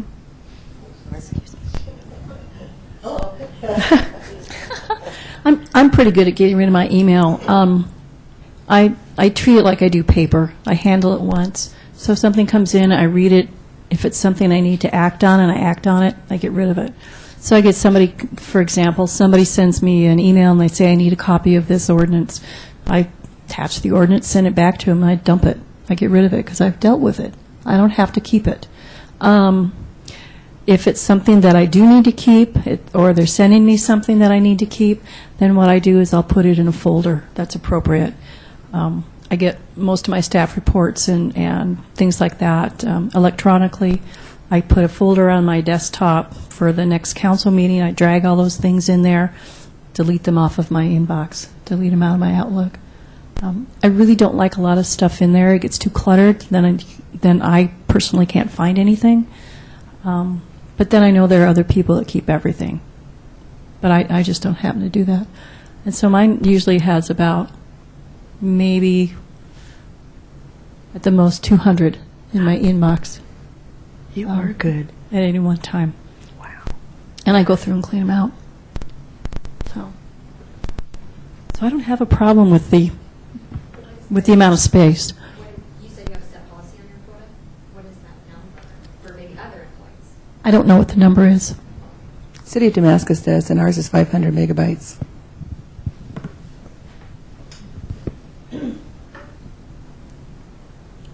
I wanted to ask one question. One of the problems generally seem to be training. What kind of suggestions would you have to get some help with that? What we're doing? Sorry. What we're doing in Wilsonville is we're in the process of putting together with our new city manager coming on, we had to put together, what do you call them, work plans, things we want to do for the next 2 years. And it had to do with the things that you do now, but also things you want to tackle and maybe would involve other departments. Part of that on mine had to do with orientation, being involved with HR for orientation for new employees, making sure that they understood about the retention schedule, email, how to deal with that type of thing. And so I'm working with my IT department. I'm putting together some training on that. I'm also working with IT on putting together the Grateful Shred program. That's why I came today. And so Holly's going to really help with that. But we're going to start working on that. I work really closely with her. And then getting together with HR department on how to organize their information in the vault. So just, it doesn't have to be real formal. A lot of times what I do is I'll go to a department, to their staff meetings, and they'll have some questions for me. A lot of times I'll actually go and help somebody physically with their files. And that's where I see the light bulbs go off, particularly when they're going through boxes. And we're going through boxes, and there's this myriad different type of record series in the box. And I say, now, you know why you put the same record series in the box? And they go, yeah, I get it now. That way you don't have to go through one by one and see what's in the box. So that's something that I really offer all the employees. I tell them, if you have a question, call me. If you want me to come, I will come to your office and help you go through your records. So. Do you get many takers? Yep.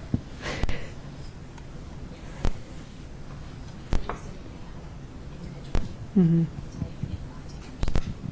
Because something that I do the same thing. Where I go and I will assist my records coordinators, and we call them coordinators instead of liaisons. I like the liaison. We cannot call them managers because of union stuff, but our records coordinators and some staff, and I will go and I will wear my jeans and T-shirt for that day and say, here I am, and let me help however I can. I end up trying to present it as, I'm here to assist you, and then of course it very quickly turns into the flip of, well, we don't know what we're doing, we need you to train us now. And then we work together and we go through it, and I have built a lot of really good credibility and relationship that way, that buy-in more at that level, and then things are done right. That's the other thing. It's a great way to help them understand that I'm not asking for all these things because I just love to be a nitpicker and pay attention to all those details, and that, you have to fill this form out exactly this way. It must be printed on this type of paper. It must be here, because it's a permanent retention. They understand, and I get that opportunity to explain the law. And it, honestly, records management is my favorite part of my job, so it brings me that little bit of joy.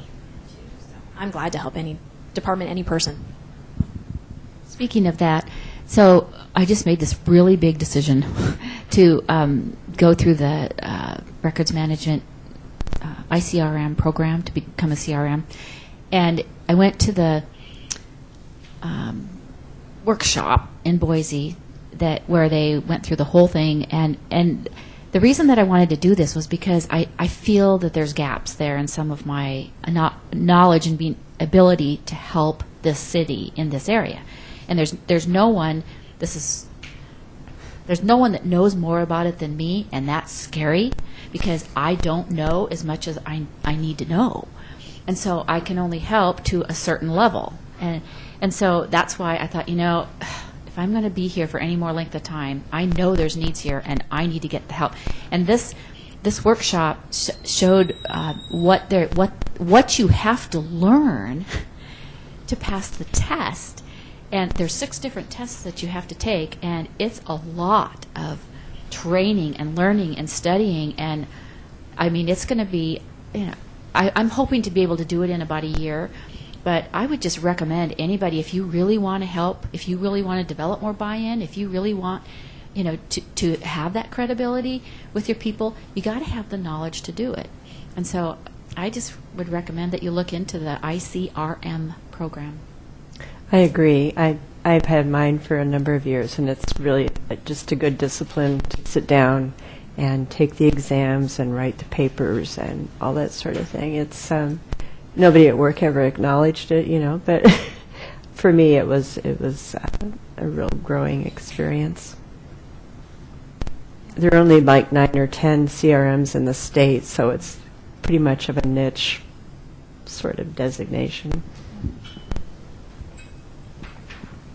I would be the first to admit that I am not well versed on records management, and I am the city recorder. And I'm trying to figure out, I go to classes like this, or I went to professional development. How do you figure it out?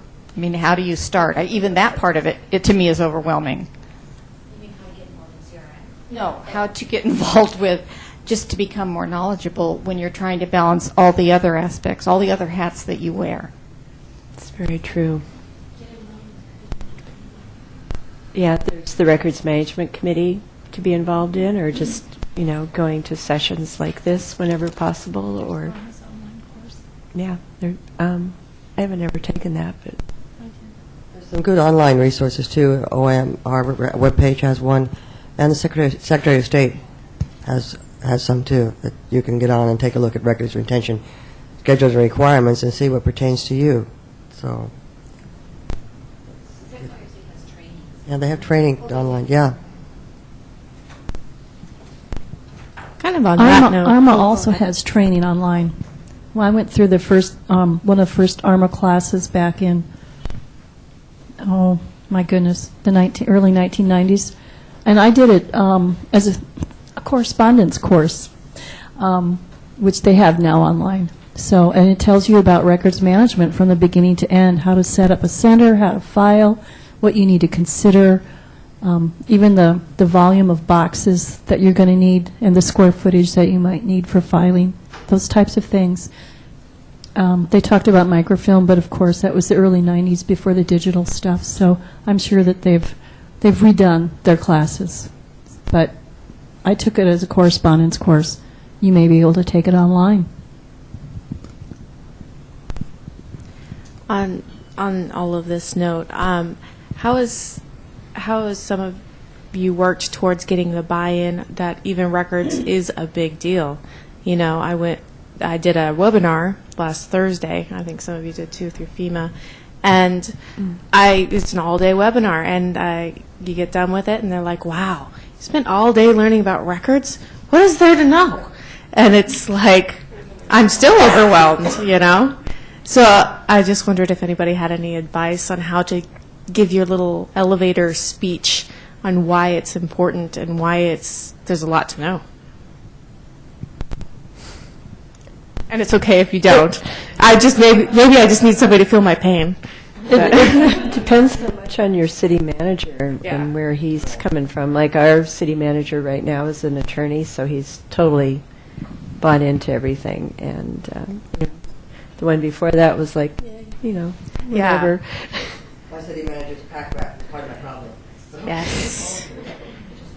We have a pretty novice city manager right now, so... Unfortunately, sometimes it takes an emergency, like your council not taking care of their email, or the basement flooding, or Sandy and I were kind of reminiscing this morning. We went over to Redmond a couple of years ago, and Lapine's Public Works Department just, went up in a puff of smoke and ashes. I need pictures of the smoke. So, show. This could happen to you. Sadly, sometimes it takes, some pain. Yeah, nothing. It's an example. Yeah. Mm-hmm. Oh, yeah. And records manager is a good thing just because you can find it.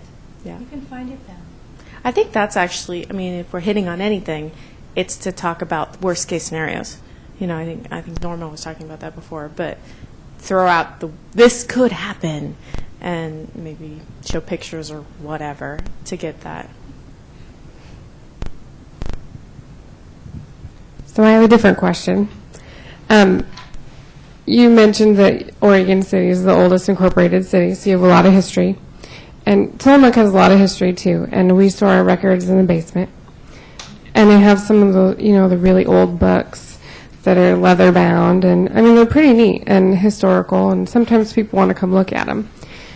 Apparently, several years ago, there was a leak and some of the books are mildewed and trying to grow mold. And I know I can go to the state archivist and ask maybe how those could be restored, but has anybody had any experience with restoring old books like that, or maybe which ones would be essential for restoring? I mean, I know some of them, because they're historical, you just want to keep them because they're that history, but some of them are permanent and they're so old that's the only record we have.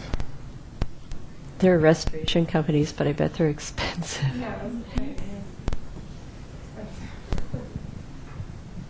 It may be expensive, but it's, especially for your permanent, it's by law. You got to do it. It's something that you just create that RFP and you budget it. You got to get them cleaned up. One thing that I got from Connor that was such a gem in my toolbox was the fact that it's not how it's stored as much as the information that's stored. So yes, the leather bound is beautiful, and we have lots of those that are our resolutions and our minutes are still in. But our ordinances, I took them all out. We went through a system where we're trying to get everything scanned in and have working copies electronic, and then hard copies are stored properly. No access by anybody but city recorder. They're retained in the proper temperature control, all that fun stuff. And I was terrified because we had all of them glued into these leather-bound boxes. They were starting to get gross, and some of them were molding. And Connor just said, "Don't sweat it, Norma. You know, it's about how you're storing them." So I took them all out of the leather-bound. Razor, just ripped them out, kind of thing. And then now they're in archive safe.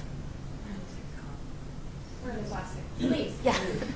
Sleeves in, notebooks and everything, so they're not touching any metal. They're protected, and every 10 years we do a review and assessment of those to make sure that they're still in good condition in the plastic sleeves. But it's not the leather bound. It's about preserving your record. So yes, it is expensive because we've looked at them too, and we had leaks in our archive building and had to, preserve these moldy records. But it's something that has to be done. And it's really not actually as expensive as you may think. At least the ones that, we were looking at. They did a per box quote, fixed it up, and like I said, get rid of that leather bound. You'll be amazed when you actually start cutting and getting rid of them, how people will start letting go of things. And that was actually a big boost in my records management destruction buy-in. When they started seeing that I was willing to make changes, that, wow, it's not about how pretty something looks. It's about making sure it's the information and the content. I had some of the other departments say, like Court, Court has these old, beautiful books. And they're like, really? I don't have to keep this because the only reason I'm keeping it is because it's in a pretty book. I'm like, get rid of those citations, And it was just, finance had a blast. So, all of our bound things apart and when we scanned them. And then we had them put back. There was a binder in Portland that did it. It wasn't incredibly expensive, but there wasn't any restoration involved either, like cleaning up mold and that sort of thing. So, but yeah, we just took everything apart, and someday my hope is to send it down to the state archives where it can be preserved, for the public, for history. No, you hit on what I was thinking. I had that light bulb moment of that's how you get that buy-off, is the expense of fixing it if a problem arises.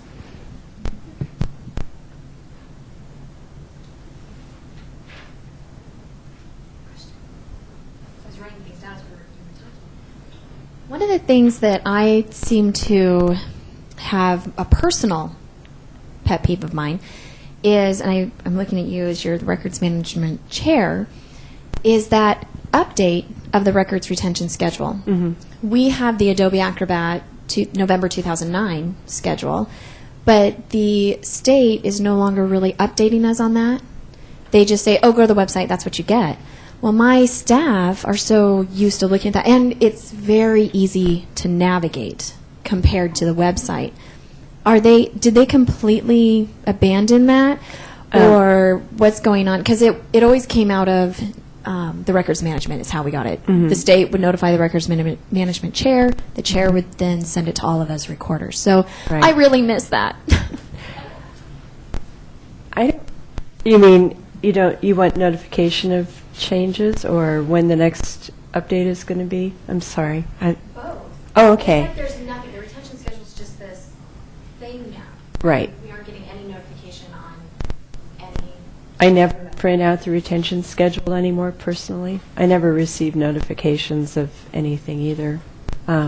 So I don't even print it out for fear that, until we do a project, print out that section and share it with people because I can't tell when there are changes either.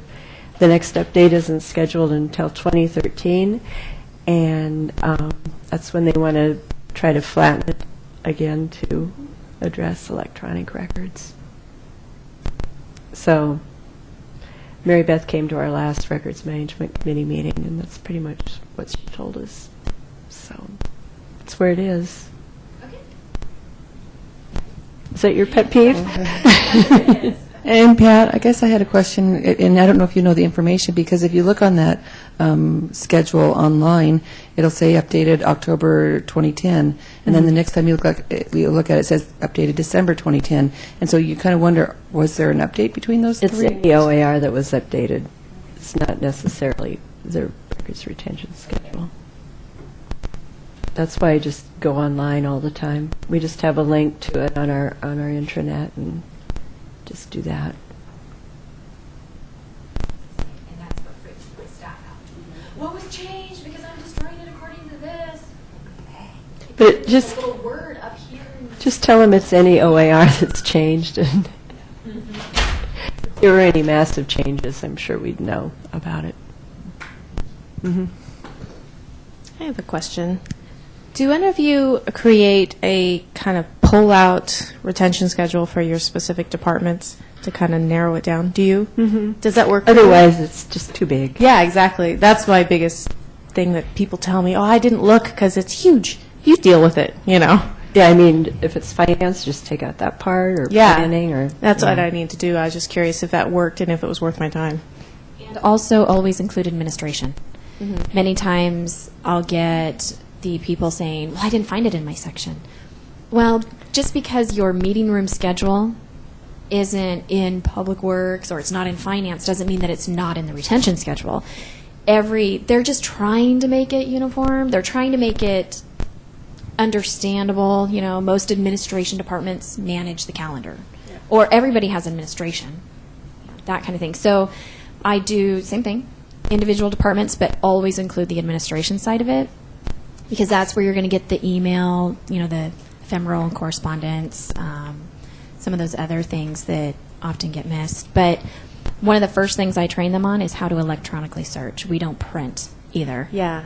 Mhm. And that way you can yeah. search for, room scheduling or whatever. Yeah. No and matter so where it and is. they update it every 2 years, right? The retention schedule? 5. Every 5 years. So that's good. So if I created individual PDFs, it's not like I'm going to have to keep updating it. And the other thing, we have special schedules. They talk a lot about the special schedules in TRIM now, Yes. but they've always done special schedules. There was a time that they didn't have 911 service calls on the retention schedule, and we couldn't wait for the 5 years to destroy that stuff. And so you just call them up, and they created it. It was a special City of Newburgh schedule until the next update, and they're like, whoop, slip that puppy in, and our special schedule went away, became part of the regular one. So if there are things that you can't find, contact the state. Maybe they can help you find it under a better category that we didn't think about, or they create a special schedule for you. Yeah, I think the next schedule is going to be a real challenge. Yeah. I do, yeah. Because, going to TRIM, for example, our code enforcement person, if it goes to kind of a code violation, it's a 5-year record. But if it doesn't and it's resolved, it's a 1-year record. And he's going, well, I want to know a couple of years down the road if this is a chronic offender, even though it may not have gone to court or anything like that. So we decided and got buy-off that we could just keep it all, just, to simplify the retention. So I think the next retention schedule redo is going to be quite large, pretty challenging. Yes. Because some people will just do it year after year and, really waste staff time. And My understanding is if you're in trim, you're going to have a special schedule entirely. So what you're talking about would not apply to me at all. Unless it was a good idea and everybody wanted to do it. Okay, so that's And what you're referring Mariette to. Beth bought off on it, yeah. Basically, trim will have special scheduling for every city. Next year's records management team is going to be huge, as we all want to get a part of that that review, huh? They'd like us to start now, but I don't think we have enough direction to really work on it yet. 'Cause I'm not sure where the state wants to go with everything. I'm not clear. Okay. I wasn't clear. So each city will have its own retention schedule in trim? In trim. It's not going to be... It's going to be based on, it'll be the basics of the general retention schedule. But, yeah, if there's a good compelling business reason for keeping something longer, yeah. For example, like our finance department, we're going to biennial budgeting, and so, budget prep documents are 2 years. She'd like to keep it a little longer for reference and that sort of thing. So, mm-hmm. They're not allowing you to go below. No.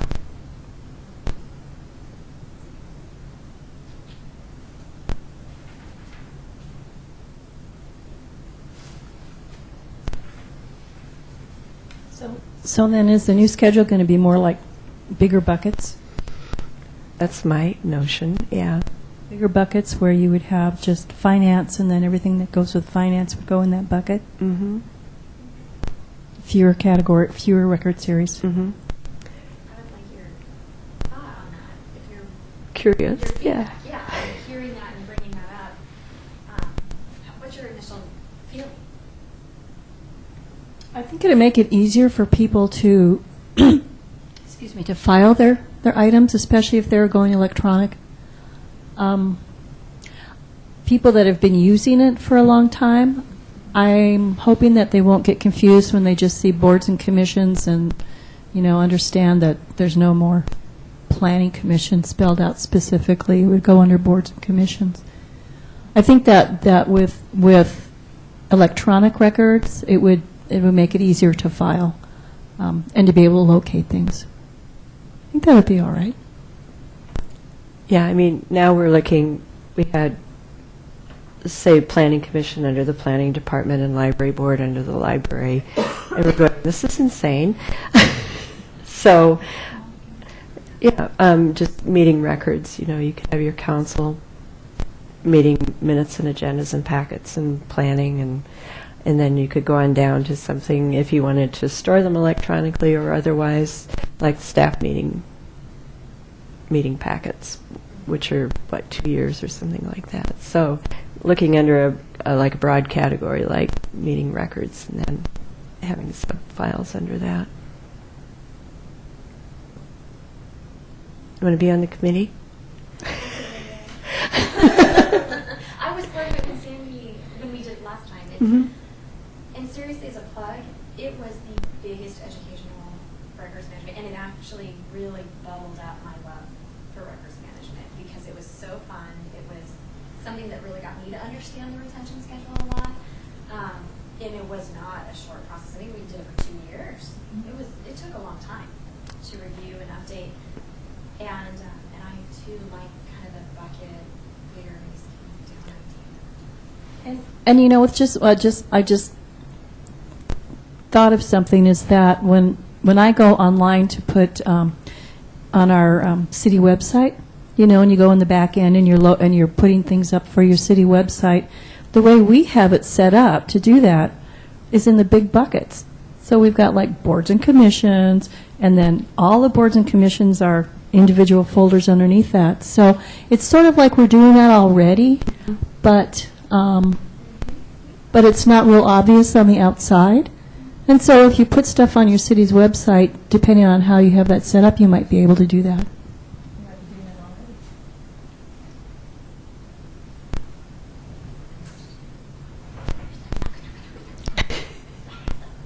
Norma needs her own microphone. I'm sorry. No, it's perfect. It's wonderful.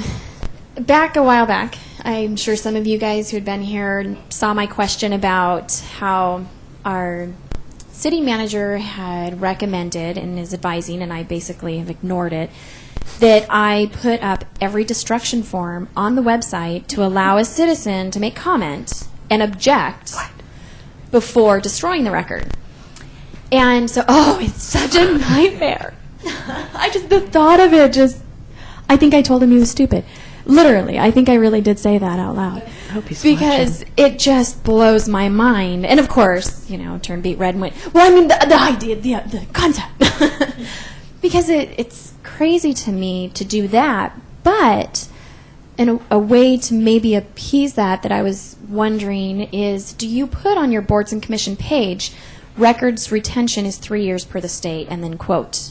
Do you do anything like that to inform your citizens of how long these will be retained, so that way they know, and gives them the option to download it on their own computer if they want the records for longer or whatever? And then I'd like to hear feedback on your initial thought of just having the retention schedule on there. Forget the whole other side of it. Wow, did that come from a specific circumstance where somebody didn't get something? Yeah. Well, they got the record. Oh. Oh, they got it. Absolutely. They definitely got the record, and they were able to have what they wanted. They just don't like the retention time frame. And for one specific situation, and that person, then we have a little group of citizens that they think that everything should be retained permanently. And so part of that was, fine, we're going to let you know when we're going to destroy something. If you don't like it, then you pay for what it's going to take to keep it longer. And then start building that in to, okay, that means any records retention longer means we're going to have to hire off-site. So we're going to throw that into our records request type stuff, Yeah. And so anyways, it did come from a very specific situation that hasn't boiled up too much again, that hasn't really come up, but it's usually once a year this person screams and hollers and hoops and files a complaint petition with the district attorney that the city recorder's not doing her job and I'm hiding records and da-da-da. So we're just trying to find a solution to avoid the waste of all of the staff time that it's taking, especially when there's the complaint to the district attorney for no reason. What did the district attorney say? I mean, how could you, the Secretary of State is, I would think, overrides that a bit. No, the process is that if a citizen has a complaint, they go to the district attorney first to petition that. And the district attorney, we didn't get him involved in this whole, that side of it. But when there's a complaint, we go through the process. Oh, what was the district attorney's response? To the complaint? I had to provide those records to him. The response was, here's your fee to pay for those records. And then, of course, we never heard from him again. Because these citizens also refused to pay a penny for anything. Right. And so the response is, you need to treat this as just a regular, it doesn't matter if it's a reoccurring, pattern for this person. This is very much a pattern. It doesn't matter. We still followed through the right steps in case it does go up to the next level and shows that we did everything. And Does that answer? I guess. I mean, it sounds like your city manager was entertaining the thought of keeping everything into infinity. I'm going to say that, yeah, the thought was those comments were leading into, that.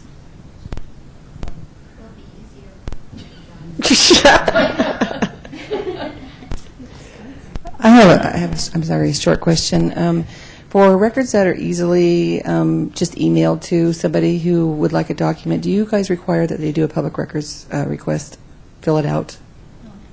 No. Not if it's something easy. Okay. If it needs a little clarification or something, yeah. You don't charge them either. We don't have any fees in Damascus. We don't charge for anything. Oh, that's No, right. You have can't. to put it on the ballot. No. Sometimes I will take it if everything is in the email and they understand what the costs are. But just depending on the circumstances, for whatever reason in my head, I decide if I feel like they need to know up front what the costs are, what the charges are for research, because we do have fees and we can charge. Then I'll say I need you to fill this records request out and send it back to me. Okay. That way, I don't have to go through the whole spiel of because there are lots of rules. If it's over $25 in research, then they have to make a deposit and on and Right. on. So it just saves me time to Okay. say fill this out. We have a fillable form online, too, so ask people to do that.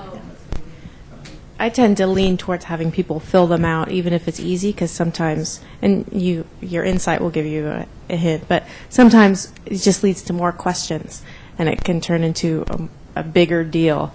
But individually, they're simple and easy, but it just builds. So I like to, if in doubt, have them fill out the form. If it's something simple like a staff report or an ordinance or Oh, something, yeah. Yeah. Yeah, And like I said, insight and where they're coming from, and yeah. Yeah, I mean, if it's somebody wants every record pertaining to their design review, it's like, can you narrow it down a little bit? Like, for instance, if I know that they're coming in about a specific land use policy and they ask for the staff report, and then the next time they come in and they ask for, I don't know, the attorney's opinion or something, then you can kind of go, okay, it's time to fill out the form. And I know one thing that kind of slips through the cracks in our city is not all departments are uniform when they handle their public records requests, like sending out the checklist that we're all supposed to use. Last week somebody went, I didn't know we had to do that. There's so much with records management because records requests are another element of records management. If you don't have the good training, you don't have the good records, you can't provide good records release. And so it's hard. The training on this too has been quite a fun process. I think I just tackled too much at one time at my city. I'm like, oh, let's do this one. And that pie chart is so excellent in the idea of, okay, now I'm going to just do this one instead of trying to tackle the whole pie. But you're talking about every situation's a little bit different. Yeah, you'll accept it. Just here's your report over the counter. They repeatedly come in on the same topic. I have been advised that if that's the case, and I track all of that because it's one of my budget, job performance reports during the budget time, is how many records requests and then how much staff time is actually allocated for all the records requests. They go through my office. I don't do fire or police. But the thing with that I found, because I do track it, I can back charge staff time. If this person's just trying, because our policy says that we give 15 minutes for free, basically. And if this person just keeps coming in with a little request that's under 15, another that's under 5, another that's under 10, they just met over that, and they're purposefully, going around the system. And so I have been told that, you add that up and you say with that next request that comes in, you fill out that form, you're noting that all these records have already been provided to you, and it has taken this much staff time to provide you this full report. Therefore, we're charging you for all that back staff time. But it can't be like a year ago.